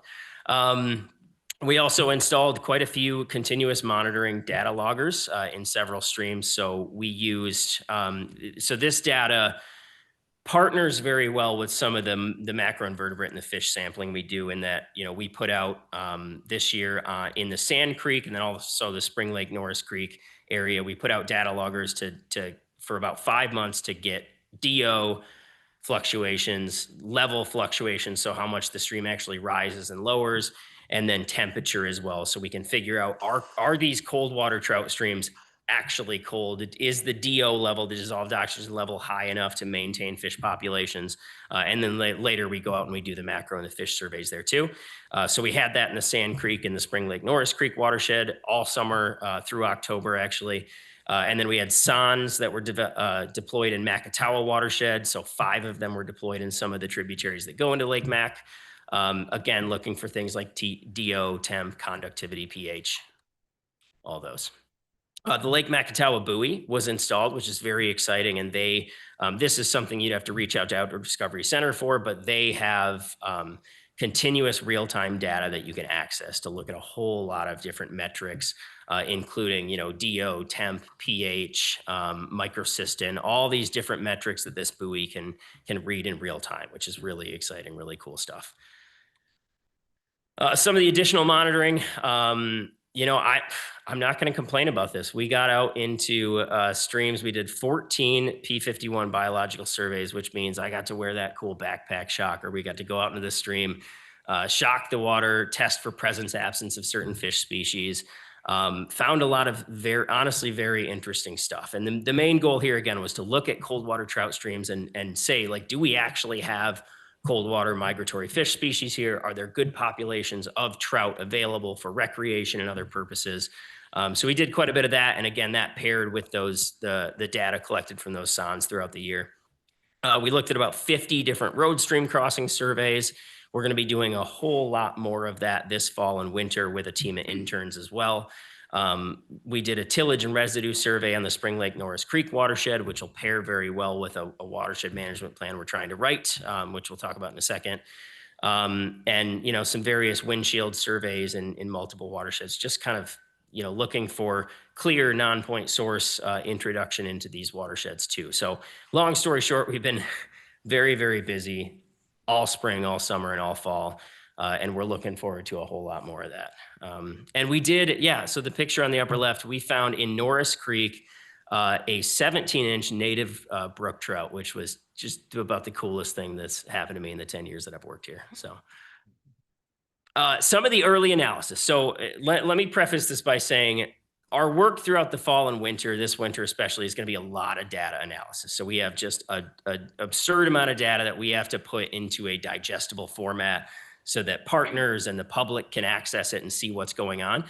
So this is very preliminary stuff. But what we're finding, I'll give you the bad news first, is when we looked at, the Lloyd and Potawatomi Bayou, and then we looked at sites on Norris and Spring Lake, virtually all of those sites, the 5-week geometric mean was higher than the water quality standards for E. coli. So the state of Michigan sets a water quality standards of 300 colony forming units for E. coli, meaning if you're in the water, you're swimming, you're touching the water, whether you're fishing or whatever, you don't want that number to get over 300 colony forming units. And most of these sites over that 5 weeks far exceeded that. I think in Spring Lake Norris Creek, only one site was below that number. There was one site, the one on the far left on that top graph. You can't see how far it actually goes up, but the geo mean was about 2,400. So this was way, way, way higher than what the water quality standards stay. it kind of the same thing with the direct drainage, the bayous. There was a few locations that again just was really, really high for E. coli, which is interesting because neither of these watersheds have a ton of agriculture. And in a lot of the other watersheds we look at, we see a lot of like manure runoff, livestock sources. These are predominantly, forest, residential. So we're likely going to find a lot of failed septic systems, possibly areas where there's some, sewer leakage or some, possibly some homes that have not connected to sewer. I don't know. We're still kind of looking and doing some investigation there, but it was interesting to find that there's a lot of E. coli not coming from agricultural sources. A lot of high nutrients as well. There was a few locations where the nutrients were absolutely off the charts. A lot of phosphorus loading in a couple of these watersheds too. Our plan for next year, well, I guess to back up. So that was the bad news. The good news again is what was interesting about this is when you look at a watershed like Spring Lake Norris Creek, the water quality itself was you could argue declining, poor in some areas, but yet the habitat presence was actually pretty good. The fish presence was pretty good. These are cold water trout streams that we found had good, populations of brook trout, brown trout that have been introduced via, stocking from the DNR. So these were watersheds that do have some positives as well. Our plan for this winter and next year, it's going to be a lot of tillage surveys. It's going to be a lot of residue surveys, a lot of road stream crossing surveys throughout the winter with a team of interns. And then next year, basically, we'll continue where we started this year. We'll do that 5-week sampling. We'll do that continuous monitoring on the next set of watersheds. So every year is going to be slightly different. We're going to be looking at different spots throughout the whole county. Additional P51 biological surveys, macros, fish, all the above. Basically, we're going to skip around the county until we hit every single one of those 36 watersheds that we have. And the next steps, the big thing here is, again, grant money. We are already hitting the ground running. So one of the kind of exciting things we wanted to share is we've already applied for an EAGLE grant to write a watershed management plan on the Spring Lake watershed in partnership with the Spring Lake Lake Board. Josh sits on that committee, so that it's been great partnering with you on that. And what's exciting about this is these plans, these watershed management plans are needed to apply for grant funding. So if you want to apply for 319 grants to get watershed restoration funds for a watershed, you have to have an approved plan. And the problem is they cost quite a bit of money. It takes 1 or 2 years to write a plan. It takes a lot of man hours to write this, a lot of monitoring and stuff. Usually they're $150,000. And the pot of money that EAGLE has to fund these is usually like $200,000 or $300,000. So it's very, very competitive. We're competing against every other district in the state that wants to write a plan. And what was awesome about this project, this monitoring project, we got virtually all of the monitoring that has to get done for Spring Lake Watershed Management Plan done through this 5-year monitoring plan and through the funding that you guys provided. So that was done. So we were able to slash the budget more than in half for a potential plan. And I think, in partnership with the Lake Board, with some of the local municipalities, what normally would have been $100,000 plus of a financial ask to EAGLE was a $30,000 grant that we applied for. So we're also going to be applying for a second EAGLE grant for the same thing in case we don't get the first pool. But I think we're in a really good spot, really good competitive spot to get EAGLE funding, write a watershed management plan on the Spring Lake, Norris Creek watershed, and hopefully get some restoration funds in the future. We're also looking, we identified several culverts that need to be replaced, some kind of man-made dams that I'm sure had permits at one point, right? And there's a couple of funding pools through DNR and through EAGLE, and then National Fish Wildlife Service that we can apply for as well. So we're already looking at grants. We're already in the process of writing grants. Great Lakes Fishery Trust has some grants available in February of next year. We hit the ground running, and we're trying to get as much money as possible through these grants to bring it back to Ottawa County. So that's kind of where we're at. Happy to answer any questions. I know it was a lot of information. We're happy to answer any questions you have and follow up with you guys after the meeting too. So, Commissioner Moss. By saying thank you. That was very interesting. One quick question, where there's high phosphorus loading that you've noticed and also higher E. coli readings that you'd want to see, are those two correlated? Yeah, I mean, so usually they are, because in a lot of the other watersheds we've monitored, a lot of that is coming from agricultural runoff, manure, soil that has high phosphorus in it. The manure itself has high phosphorus.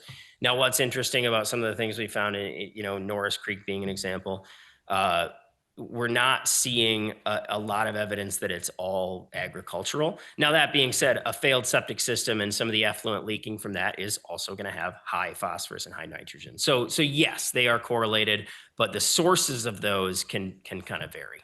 Is it possible that in the areas that are not related to agriculture, that this is somehow related to fertilization, like fertilizing yards and runoff and all that? Yeah, for sure. That's the thing, is it's probably a combination of a ton of factors. I mean, Spring Lake is a good example. We all know that Spring Lake has high phosphorus levels, and the sources of that phosphorus are immense. I mean, it can be coming from a million different directions. So does it also potentially lead to a better environment for the E. coli to grow and multiply? Is that part of what might be happening here? yeah, no? I think E. coli likes slightly warmer water, likes nutrient rich water. So yeah, it can all be correlated there. Yep. Okay. All kind of runs together. Interesting. So, yep. Commissioner Barry. There's always something new to look at. Are you guys screening for PFAS or microplastics? No, that gets a lot more complicated than we're able to kind of handle. And PFAS tests are extraordinarily expensive, and that's just something that we're not really equipped to handle. We're more focused on the surface water itself and water quality in terms of human health and habitat and whatnot. So. What are your engagement efforts like with local fishermen? Because they're really kind of the front lines. They're catching these fish, they're looking at them, and they can spot a healthy fish from a fish that might have a disease or something. Are we doing anything to engage them and ask them for feedback? If they see something, ask them to say something so you can look further into it? Yeah, I mean, we're pretty transparent about our efforts and where we're monitoring and when we're monitoring, and when we're on site, we love to talk to people. And no surprise, like when somebody sees me with my Ghostbusters backpack walking down a stream and we're picking up trout out of the stream, everybody wants to talk to us. And so we have a lot of local conversations on site with fishermen or with just general members of the public about what we're doing, what we're looking for, why we're doing it. A lot of business cards get handed out, that way. And yeah, I mean, we're always trying to keep that open line of dialogue. I'll also just add that in the past, in the Crockery Lake or the Crockery Creek watershed, we've done SIDMA surveys, which is basically a large community-wide survey that talks to both farmers and to residentials and homeowners and really anyone in that watershed. And those are things that ask those types of questions of like, how do you use the watershed, or how do you use the water, different things like that. And so that's one of the goals for the Spring Lake Watershed Management Plan, is that we'd be doing another one of those larger surveys, which of course would be getting input from recreationalists too. So, anyone else today? Ben, I just wanted to ask, so this 17-inch, but where exactly did you? Ask Joe Bush. He probably can bring you right to that spot. Don't answer that. I think the people who fish there probably want that top secret information kept that way. Yeah, that was in the Norris Creek watershed. That was, Yeah, that's good. No, I just want to say thank you for the extra assistance you provided up in Spring Lake. It's been huge to help out. So I just couldn't thank you enough. That's all. Yeah, no, and like I said, I mean, the main thing, the ammo that this project provides is this information and the money from this project, which provides match for those grants, and then obviously just the actual data we collect. I think over the long term, it's just going to make us so much more competitive for every single grant we apply for. No, you hit the nail on the head, and having the data that you're doing countywide is just huge for all these different groups to be applying for grants. So thank you. That's great. All right, Ben and Sarah, thank you very much for being in today. Thank you, everybody. Great job. thanks for your support. Yeah. Our next committee report is from Cheryl Clark, our treasurer. And she was kind enough, you may have noticed, commissioners, that her report was not included in the packet. And that was to no fault of your own. Yeah. That the silly bank's not doing their job on time. Right. Yes. But you do have it. I do not have it. We are using a new software now, and the reports that I needed out of that new software, I was not able to get. So hopefully I will have them, and I was going to ask, would you like me to present the report to you at the Board of Commissioners meeting at the end of this month, or just hold this report until the next finance meeting of next month?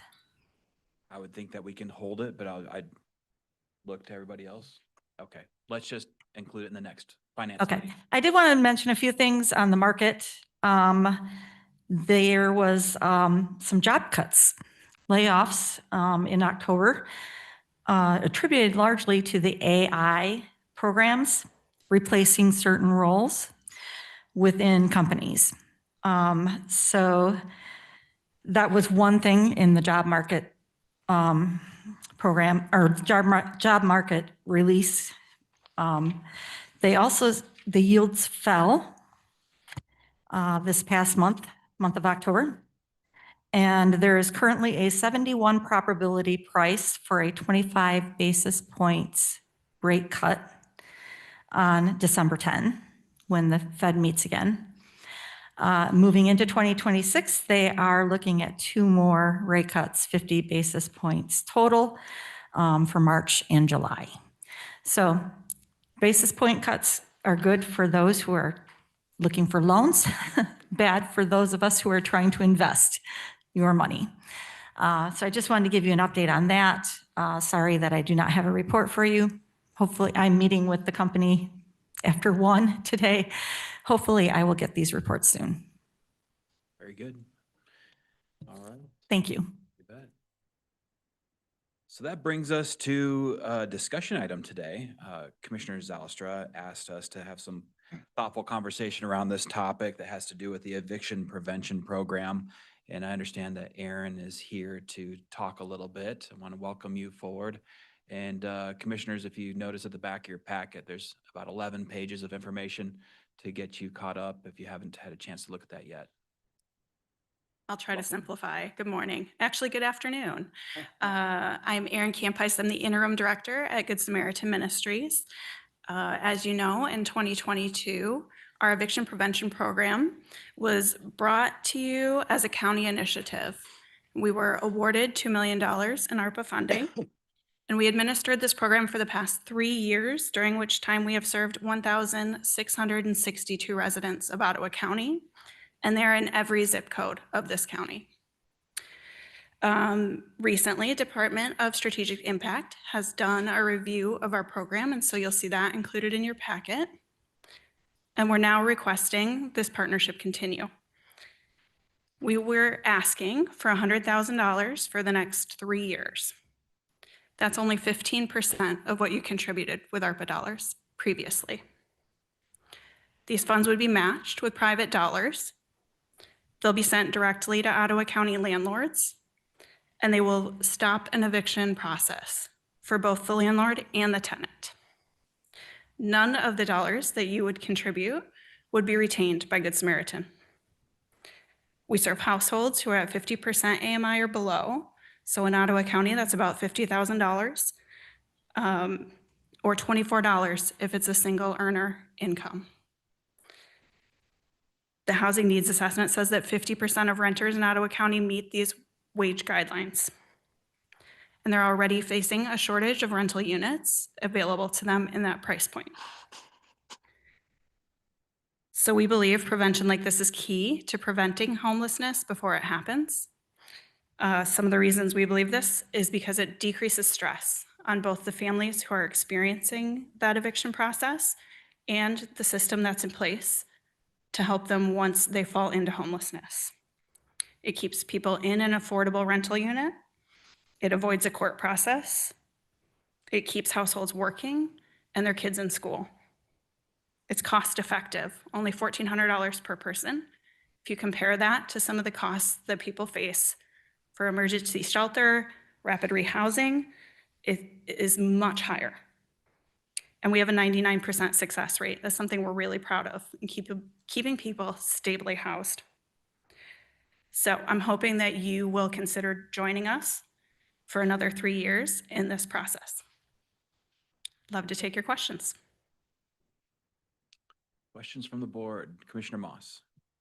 Yeah, two quick questions on a couple of numbers that you just used. One was the 1,400 per person. Wondered if you could go into that a little bit of what that looks like and what that is used for or how. And then also the 99% success rate. I guess I'm wondering what time period that is. Sure. I'll do that one first. 99% success rate is after 3 months. So that's typically how long we've been following up. We see this as a temporary one-time measure to really push people through. And so we haven't typically stayed with them for longer than that. The 1,400 comes from the total cost that we've expended over the past 3 years, divided out by the number of people we've served, averages to $1,400. Thanks. You're welcome.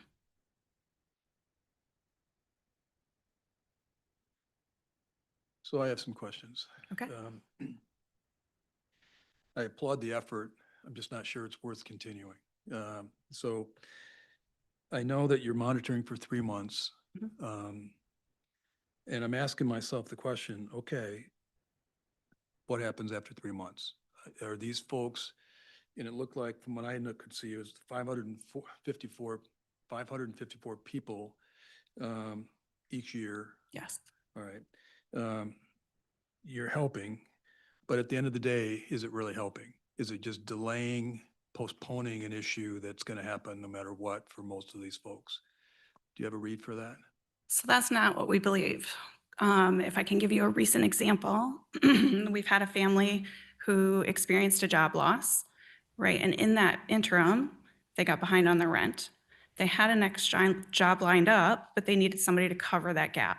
And we were able to do that. So often it isn't a long-term, right? We're confirming that they have the income they need to maintain housing long-term. If they were rent burdened in their unit, we wouldn't assist with eviction prevention. We're doing a lot of screening on the front end to make sure that the people we're helping need this one-time boost and then can maintain longevity. So the eviction process itself, I can't remember just off the top of my head, somebody maybe knows how long it takes for an actual eviction to happen through the courts, right? And so if someone's losing their job and they're in between jobs, say, and the landlord knows that's going to happen, the landlord has to weigh out the cost of taking the eviction process and that delay as well, with the expectation that it's easier to keep the tenant there than move them out and having to replace. So there's an economics to that landlord having to decide. And again, I mean, that's where I'm asking myself, okay, you're asking, you said $100,000, but it's really a $300,000 budget issue to the county. Yes. Right. Yeah, that's where I'm struggling. I'm saying, are we really making a difference here? Yeah, I just don't have a read on this. Because I know that the landlords don't want to evict. That's the last thing they want in most cases, because they lose too much money doing that. It's just purely economics. Besides the social impact, for certain landlords that's important, to others it's not, but still. Anyway, those are just thoughts. I guess to that question, when you say, are we making a difference? I think Aaron spoken, and I think Brian spoke about it last time he was here. We are making a difference, right? And I just don't know what you mean by difference. Well, I think that the landlord doesn't want to evict someone and is not going to evict someone if they think they're going to get paid within 3 months. Most landlords wouldn't do that. That's not a good business decision, right? And if we're holding someone and helping them for 3 months, but the landlord would probably help them for 3 months if they knew that there's a good high probability that that person is going to get reemployed, right? And they can work something out. And so, okay, if the marketplace protects these folks, I'm asking myself, what's our government responsibility if the market already does this? Because otherwise, all we're doing is paying a landlord, because in 3 more months, these folks are on the street because they can't make the rent anyway. That's what I'm So when you say difference, you're supposing that none of the people that Good Sam helps need our help. No. That landlords would fill that gap. No, I'm sure that of the 554 per year, you're going to have a percent that definitely need help. Well, that's what I'm saying. We are making a $300,000 difference, right? $300,000 issue to the county of taxpayer money. That's what I'm weighing out, Doug. So I know for some, clearly it would help. There's no doubt. But how much? Stopgap loans exist. I mean, I'm along the same lines as you, as Commissioner Teeples, maybe a little bit differently when you look at the Department of Strategic Impact attempted to understand the ecosystem of eviction prevention, and it's mentioned here on page 218 in the different funding models. It gave us 3 different scenarios, and I think there's other ones that obviously are not listed. They looked at 3. From my perspective, the public comment that we had today also gave us some things to consider through Michael Carraz. And that's something that I've been doing my own digging into some of these types of issues, is the role of the government and whether or not we are truly making a difference, or sometimes is it better utilized by a private donor, by a foundation, by nonprofits, by our faith communities. And so I know, like in the area that's closer to me, we do have things that will help people out with a short time thing that's not going on the taxpayer. So every time that we use our tax dollars, that can also contribute to the problem, because now we're adding more money that we're contributing to as a county, and then we're expecting that money to come out of everyone's pocket, right? And the more that we do that, the more that it doesn't allow like the free market system to work. And so in some ways, we can escalate the problem by continuing to fund things through the government. Sure. So just, could I address that real quick? So I guess we're talking about making a difference, right? You've talked about churches and talked about nonprofits. And I think what Aaron has said is that we're putting 100,000. I think the other contribution was 250 per year from Yes. philanthropy. And when you talk about letting the market take it, repeat that again, because I want to make sure I get The that right. more that we put on our citizens to take out of our own pocketbooks, the easier it is for everyone to fall into the same predicament. The more that we continue to fund government, do you know what I'm saying? Like not, No, I don't. That's why I'm asking the question.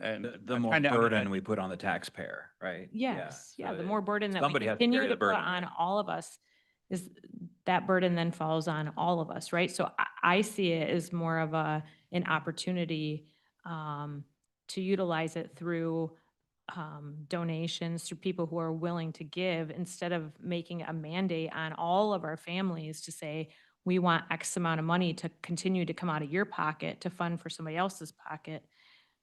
I guess you could take that analogy to any extent, right? Like any service we offer could theoretically be provided by the Yes. market, right? But I think what you're saying is, and I don't want to pick on a public commenter, but I think the idea of, we'll let the system work out, and if they're homeless, they're homeless, and that's the system and that's the market, right? Which I don't know if you're saying that, because I want to make sure that I No, understand what you're I'm saying that there's other places that can also help out. And so. But that doesn't mean we can't be a partner with that, right? And I guess, the proposal is, us to put in 100,000 and 250,000 from other partners, which I think is a very good ratio, right?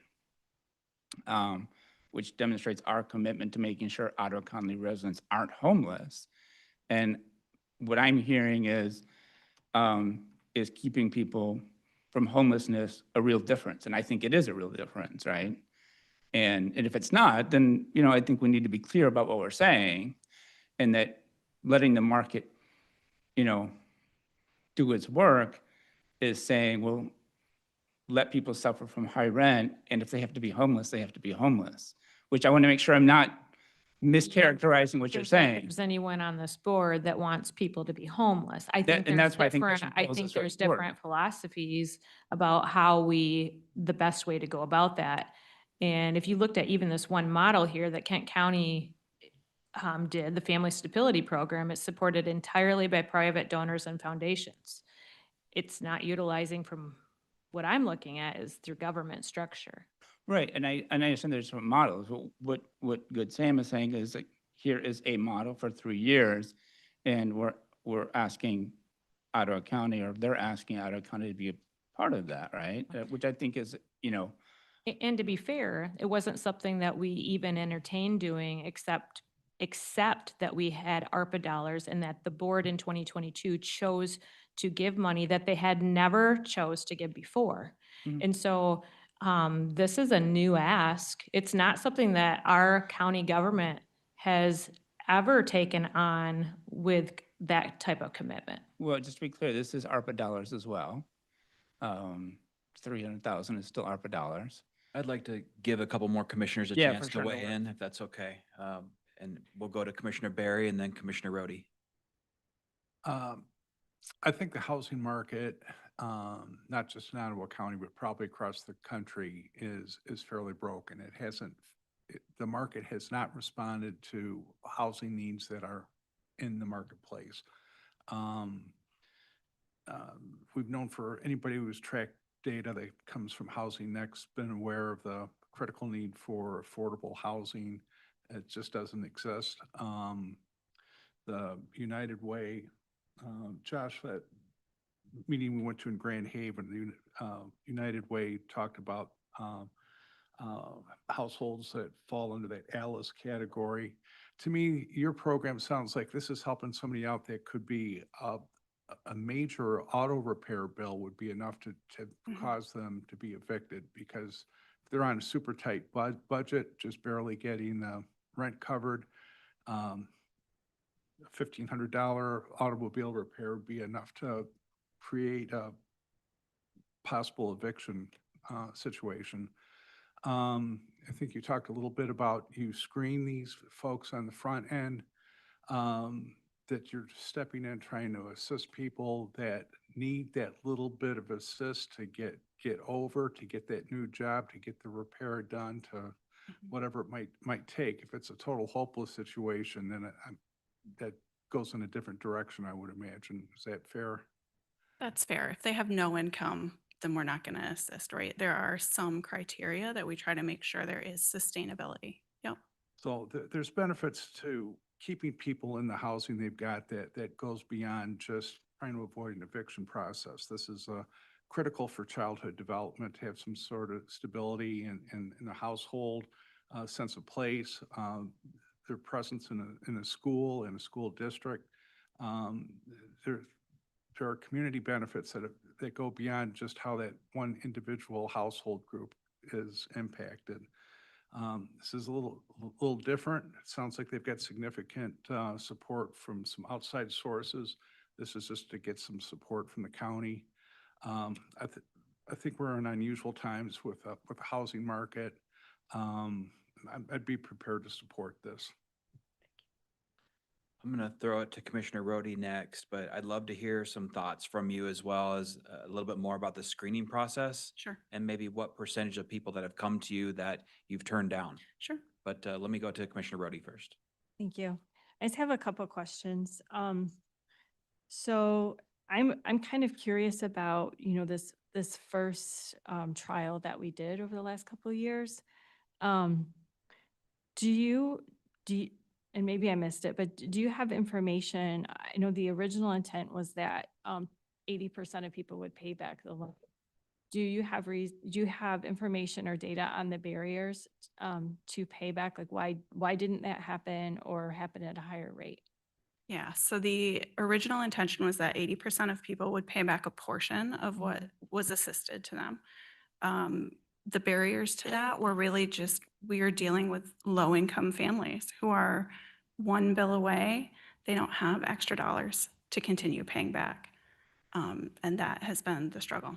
So it was kind of then a realistic expectation, right, from from the start. And so you've fully removed that expectation at this point going forward. Going forward, we will remove that as an expectation. There is no other eviction prevention program that states that that's a requirement, looking at the other counties that have them. Okay. Was any data collected on, it sounds like you only collected data till 3 months. So do you have anything available on, where are they at in 4, 5, 6 months, 8 months? I don't, no.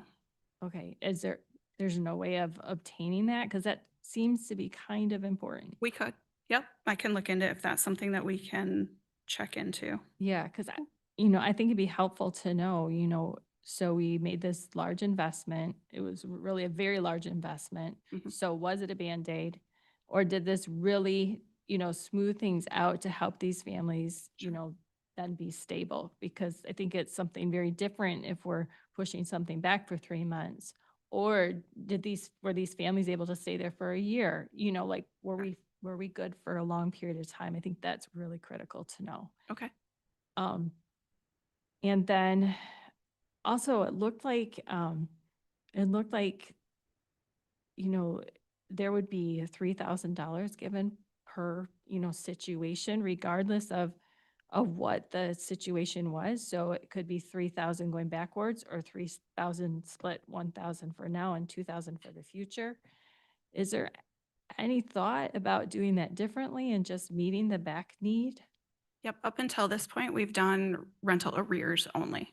So the $3,000 was the maximum they could owe to a landlord, and then we would fulfill that.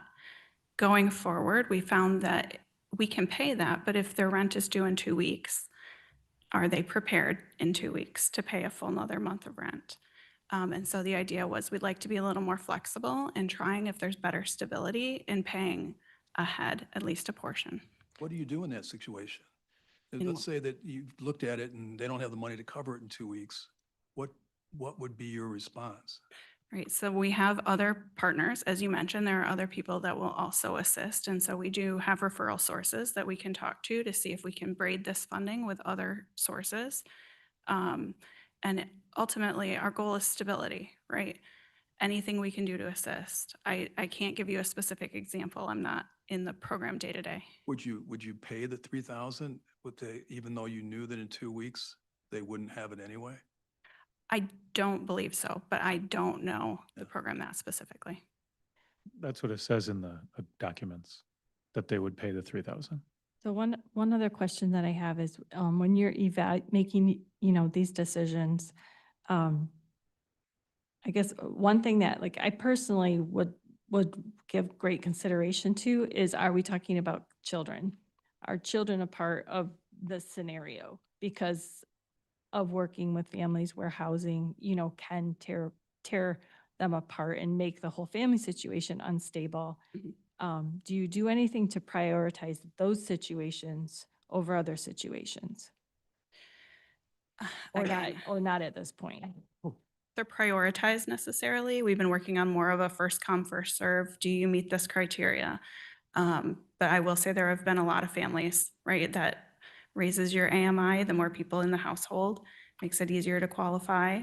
So there are more instances where we're serving families. Yeah. Okay, because just personally, I would be more inclined to support something like this if I knew this was for families with kiddos, where now we're looking at homeless children. It's a bigger concern for me than, because then are we looking at pulling in foster care services? I just think that ups the ante on, the amount of crisis we're actually looking at, so. Sure. Sylvia, I think she hinted at a very important factor in determining qualification for this, that the number of people in that household is going to really drive that. I would imagine. So that would kind of answer that. Yeah, I think the age matters too, though. One thought that I would have is that, to what you're both saying, I'd like to see more of an evidence-based approach to this entire ask. I don't see that in the current request. I know this is discussion and bringing forward an idea, but looking at where true needs are, like if there are children involved, I think is critical. looking at requirements for the program, I think is critical. Right now, like I do not support paying rent in arrears and then paying someone's rent into the future. I don't believe that would be a good idea. But I think one of the other most important parts to this is trying to identify what happens after 12 to 24 months. It's been 12 to 24 months in many of these cases. We don't have the data or the evidence to understand what the actual outcomes have been.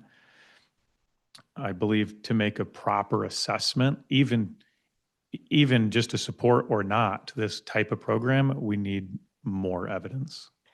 I agree, and I would like for us, and maybe, that this means we personally need to do it, but I would like more data and more policy. I want to see studies that, indicate doing such and such leads to this and doing such and such leads to this. So we're making evidence-based decisions. Aaron, do you have access to that data? Is that something that could be compiled for I a think future we can conversation? come up with something. Yeah, Yeah. absolutely. I was chatting with Administrator Waterman a little bit about this, and the strategic planning session is going to be coming up here in not too distant future. And this may be an item that we could add to the agenda for additional discussion with this evidence in hand. It could help us make a more informed decision on how to move forward with you guys. Commissioner Teeples. So just an example, and looking over the materials, right? It says on your outcome analysis is over the course of the program, our average rate of residents screened per year is 1,350, right? Well, it might be helpful for us to understand who residents are. Is that a household, right? Is it children like Commissioner Rhodey has just commented on? What does that mean? Because then it says the average number of residents assisted is 554, right? So it means you're rejecting about 2/3 of the folks that come in. There must be a reason for that. In some cases, like Commissioner Moss just said, well, look, in 12 months or 2 years, okay, maybe that's too long in reality. But if someone suddenly loses their job or they've lost their vehicle, right, and they need a repair, and if you had that kind of analysis, that's why this is a gap that helps them get over that hump, right? That's a different analysis that we can maybe help on a stopgap. But I do think too that Commissioner Zylstra's comment suggesting, and I don't think he really meant this, but that's what I heard him say, is that somehow this board is not supportive of people keeping people off the streets, right? I mean, for 20 years, I was walking with the homeless folks, and I spent a lot of my private time with charities for the homeless. This is a huge issue personally. I've dedicated years of this, but I also don't want to waste and make sure the money is going in the right direction with a evidence-based analysis. And I just don't think quite yet, they got a $2 million grant was given. There should be some more data that would support this to see if it's really the best that we can do for these folks. I don't know. Maybe it is, maybe it's not. I just have so many uncertainties. And I do not agree. And I'm really curious about the public comment that was made prior to today, where it seemed to suggest that somehow this promotes evictions. I don't understand that argument at all. Or that the lack of housing is the underlying tooth decay. I don't understand that either, right? I think maybe it's some correlation, but I bet there's other things than that. It's not just housing. It's lack of jobs, it's automobiles, it's living day to day, like so many people are on the ALICE program, right? There's so many more things that are going on here. We want to help. I don't think there's any question, but we want to be prudent. And I need more. I want to know more personally.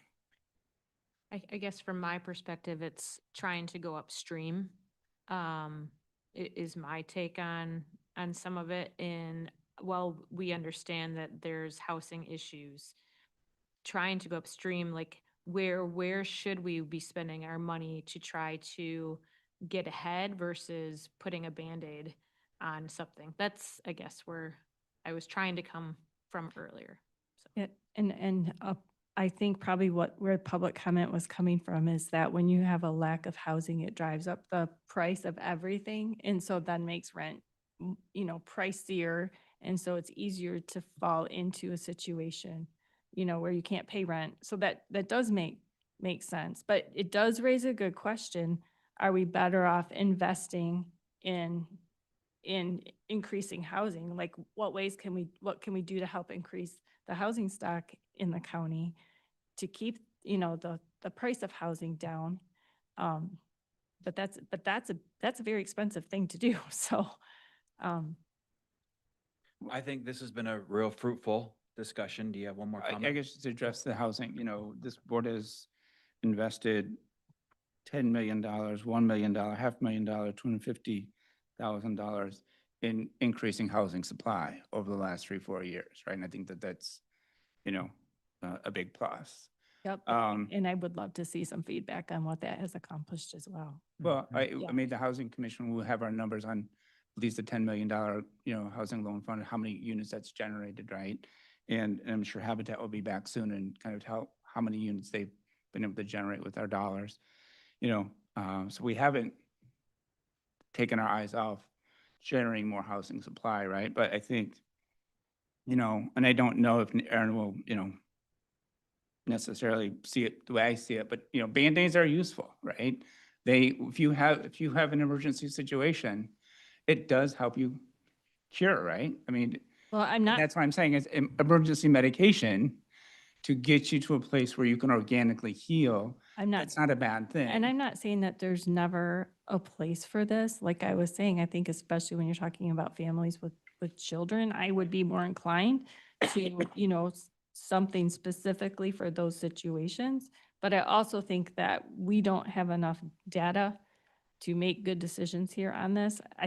I don't want to just jump to saying yes because it feels good to my heart to say yes. I want to know that it's also a wise financial investment based on data.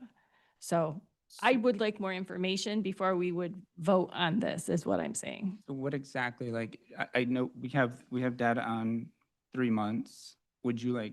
think So there's- we have data on a proposal. We have data missing on what happened and whether or not this actually helped, the questions that I asked prior. But also, I personally am going to go look for some research Right. on how to best help in these situations. I don't want to make this decision without research done to actually know what the best way forward is on this. Well, we have data on our $2 million investment and, A lot of lacking data too. We don't know how long these people actually stayed in their situation. We just know that it patched for a moment. I guess so your ask of Aaron is to go back to the people that they helped with the 2 million and see if they're still housed. Is that your, I would like to know how long did they stay housed okay. post receiving that help? Did they fall into, problems and end up being evicted, 4 months later? Did this stabilize them for a good amount of time? I think we made a $2 million investment, and I think a little bit of the data to be provided back would be extremely helpful before we invest anymore. I mean, I think we did a lot of data and we have data, was presented back in February by Brian that did show that, 90-some% of those folks were housed after the program exit, right? So, After 3 if you want to go back and say, okay, are they still there 2 years later? Is that I'm gonna not be- saying 2 years, Doug. Well, no, I'm just saying, asking. I'm just saying 3 months is not very long. Then So- maybe a year, would that be sufficient to say, I just want to make sure that Erin has what she needs to look at and say, okay, the people that we helped with that $2 million investment, are they still there in a year? I think that's fair. That's fair to ask, right? And if not, at what point did they fall off? Okay. I just want to I just want to make sure that Erin has the information that she needs so that, okay, here's the households that were out with the $2 million investment. It's not a 3-month, it's now a 1-year standard. Are they still housed after a year?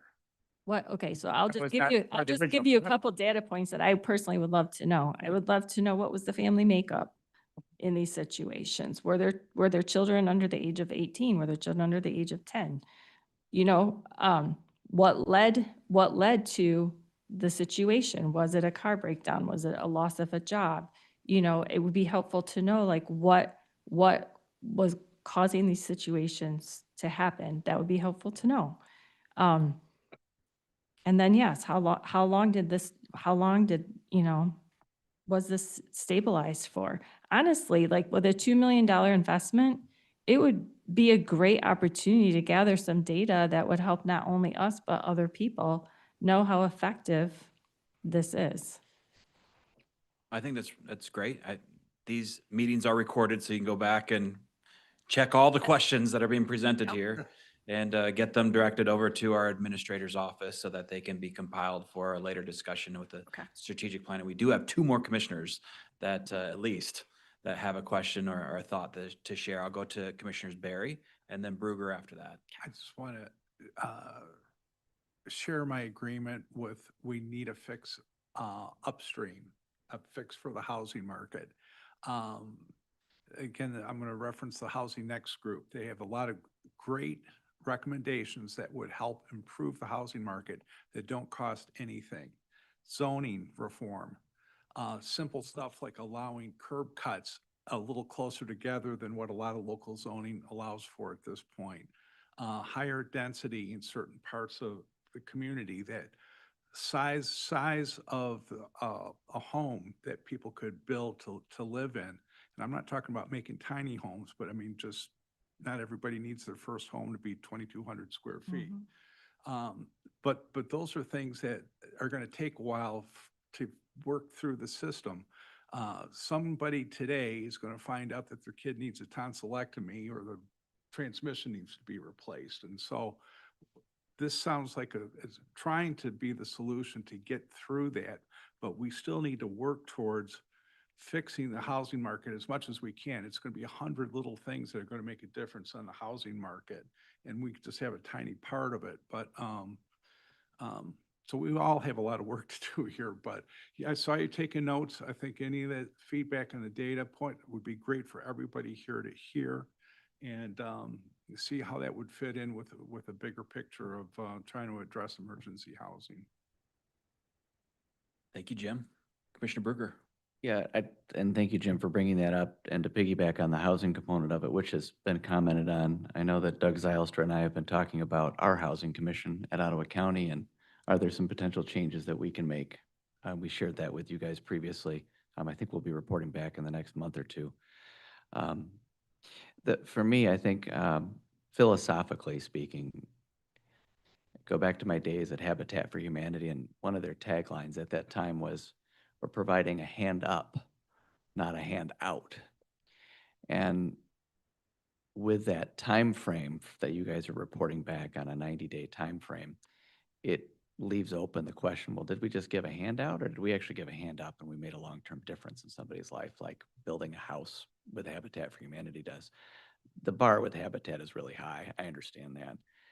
Not everybody's going to achieve that, and we need folks in different areas of service to take care of people just like you are.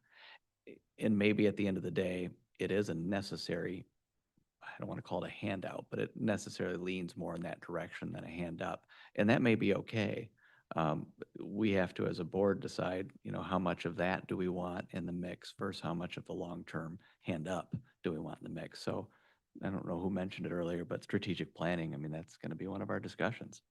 So this has been very good. And I do agree, a little longer time horizon on the data would be great.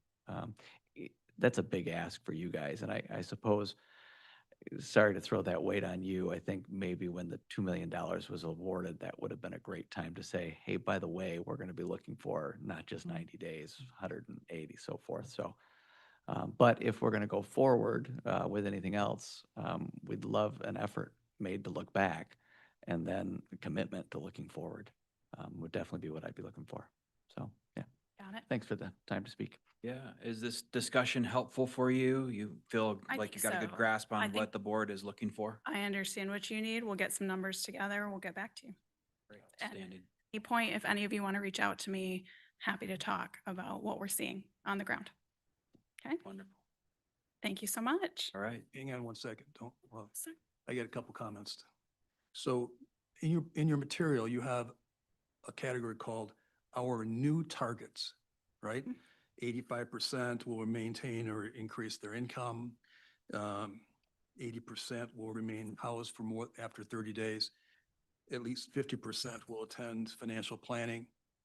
So when you're analyzing, I'm asking myself, where did those targets come from?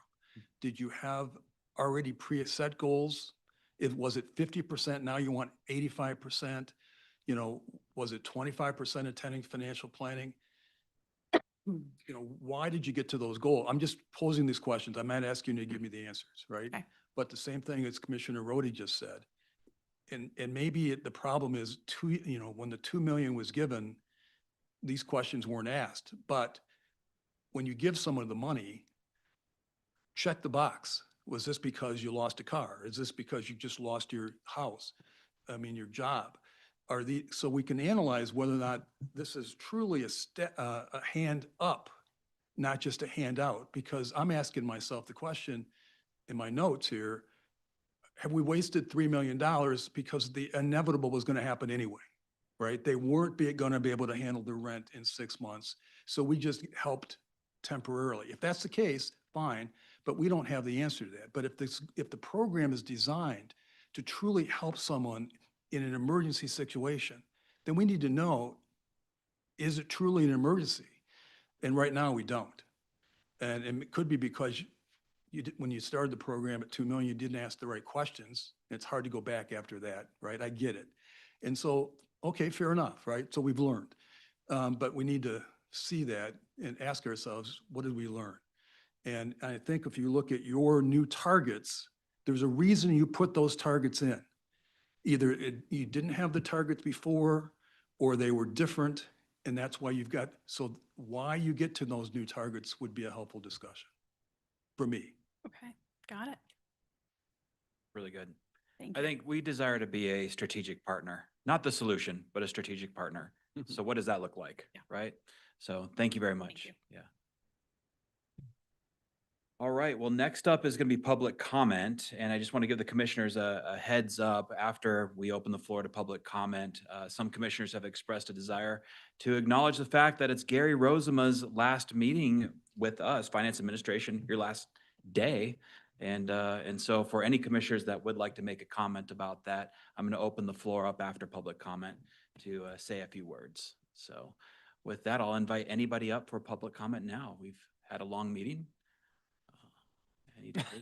Everybody just looks at each other. Yeah. Well, how about that? All right. Well, I don't see any. Karen, are you? Nope. Okay. Commissioner Moss, how about we work my right to left, and feel free to share what's on your mind. Happy to kick it off. I'll just say thanks for the free breakfast this morning, Gary. It was wonderful. Oh, you didn't tell me. Enjoyed the donut. Congratulations on another retirement, if we could call it that. And I'll just say, I'm sure we'll be seeing you around. Okay, thank you. Yeah, echo that. Thank you for all your service. Thank you for stepping in at a time when we needed steady leadership and someone who can come in and take the reins and dive in and get to know people and do the work. So like I said to Ron France, you're not going anywhere. We'll get you back at some point. You've stepped into a lot of unique leadership roles throughout your years, right?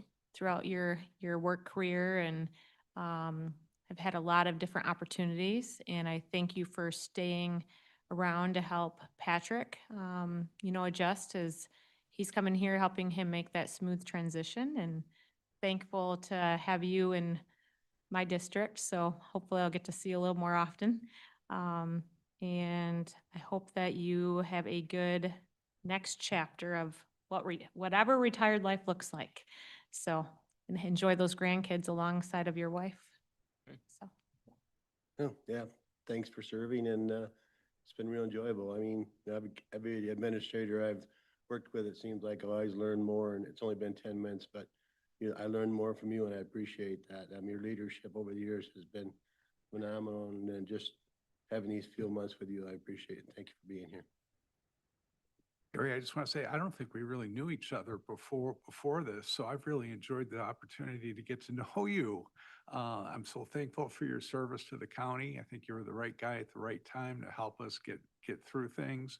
And just appreciate your wisdom and insight, and don't be a stranger, and thanks for everything. Commissioner Teeples? I have a lot of thoughts. Gary's legacy goes back probably 100 years, right? More than 100 years, truly. I mean, even though you're not as, get more gray here, but your father and your grandfather have served this county. And so you put it all together and you're well over 100 years, I think. And I do think you came at the right time. You helped this employee base stabilize and feel confident that we are going to be okay. Just yesterday, for an example, I happened to drop in and I was eavesdropping Gary talking to Patrick about things that's going on. And they've been talking like crazy the last couple of weeks, and I'm listening to and Gary doesn't know I'm standing behind him, and he's just rattling off, and they're having this conversation. And I couldn't help but think, I go, there's so many things that an administrator in the county is dealing with that most of us don't have an idea, but Gary did, right? He got into it and had to figure out how to get us through that. And then there's Patrick just sucking it up like a sponge, and I was just shaking my head. And so thanks for everything. Thanks for being there. You and I were talking all the time, every day almost, and you're the right guy. And I just want to thank you on behalf of the county. Thank you. So I missed the breakfast this morning, Joe. If I had known, I would have gotten here a little bit earlier and taken advantage of that, Gary. But I just want to say thank you for all your help and being with us these last 9-10 months. It's been said. I'll just double down. Thank you. Really, really thank you. Thank you for your service. Enjoy your family. Thanks, Heather. Thank you for your time here, and I hope you really do enjoy your retirement this time. This time. Yep. Gary, it's been an honor to see you operate and work, and your reputation preceded you in this office, and so it's not gone unnoticed and unfelt and unappreciated. So I hope you feel that from all of us. Now that you're off the hook, I do want to see this famous basement where you do all of your strategic planning and your mind explodes on the walls. I do want to, maybe take a tour at some point of all these years that you've made some crucial decisions for the betterment of the county down there. So very, very appreciative of all the wisdom and experience you brought to us. And I know you're not going to stray off too far. I don't think Jortsma and others will let you. So we're going to yank you back in. But yeah, I hope you have a really nice final day. And I hope you do show up again, because we want to see you around here. Thanks. Would you like to say a few words? Yeah, a couple of things.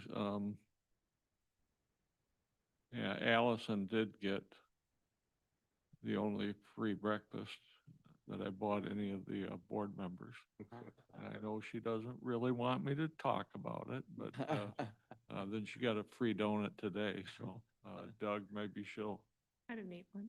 get you a donut somewhere along the line. So I'll check into that, Gary. yeah. And I think Joe was really offended when he heard that. Kind of wondered why he didn't get the free breakfast. The best solution is you bring us breakfast within the near future, Gary. So Next morning meeting, Gary's bringing breakfast for everybody. Okay. Yeah.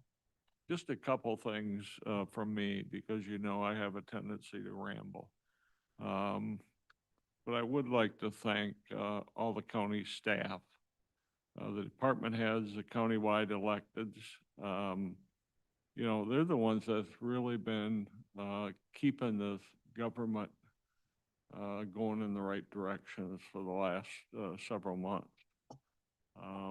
It seems like this adventure was only 6 months long. I mean, you heard me reiterate or regurgitate the fact that only going to be 6 months, only going to be 6 months.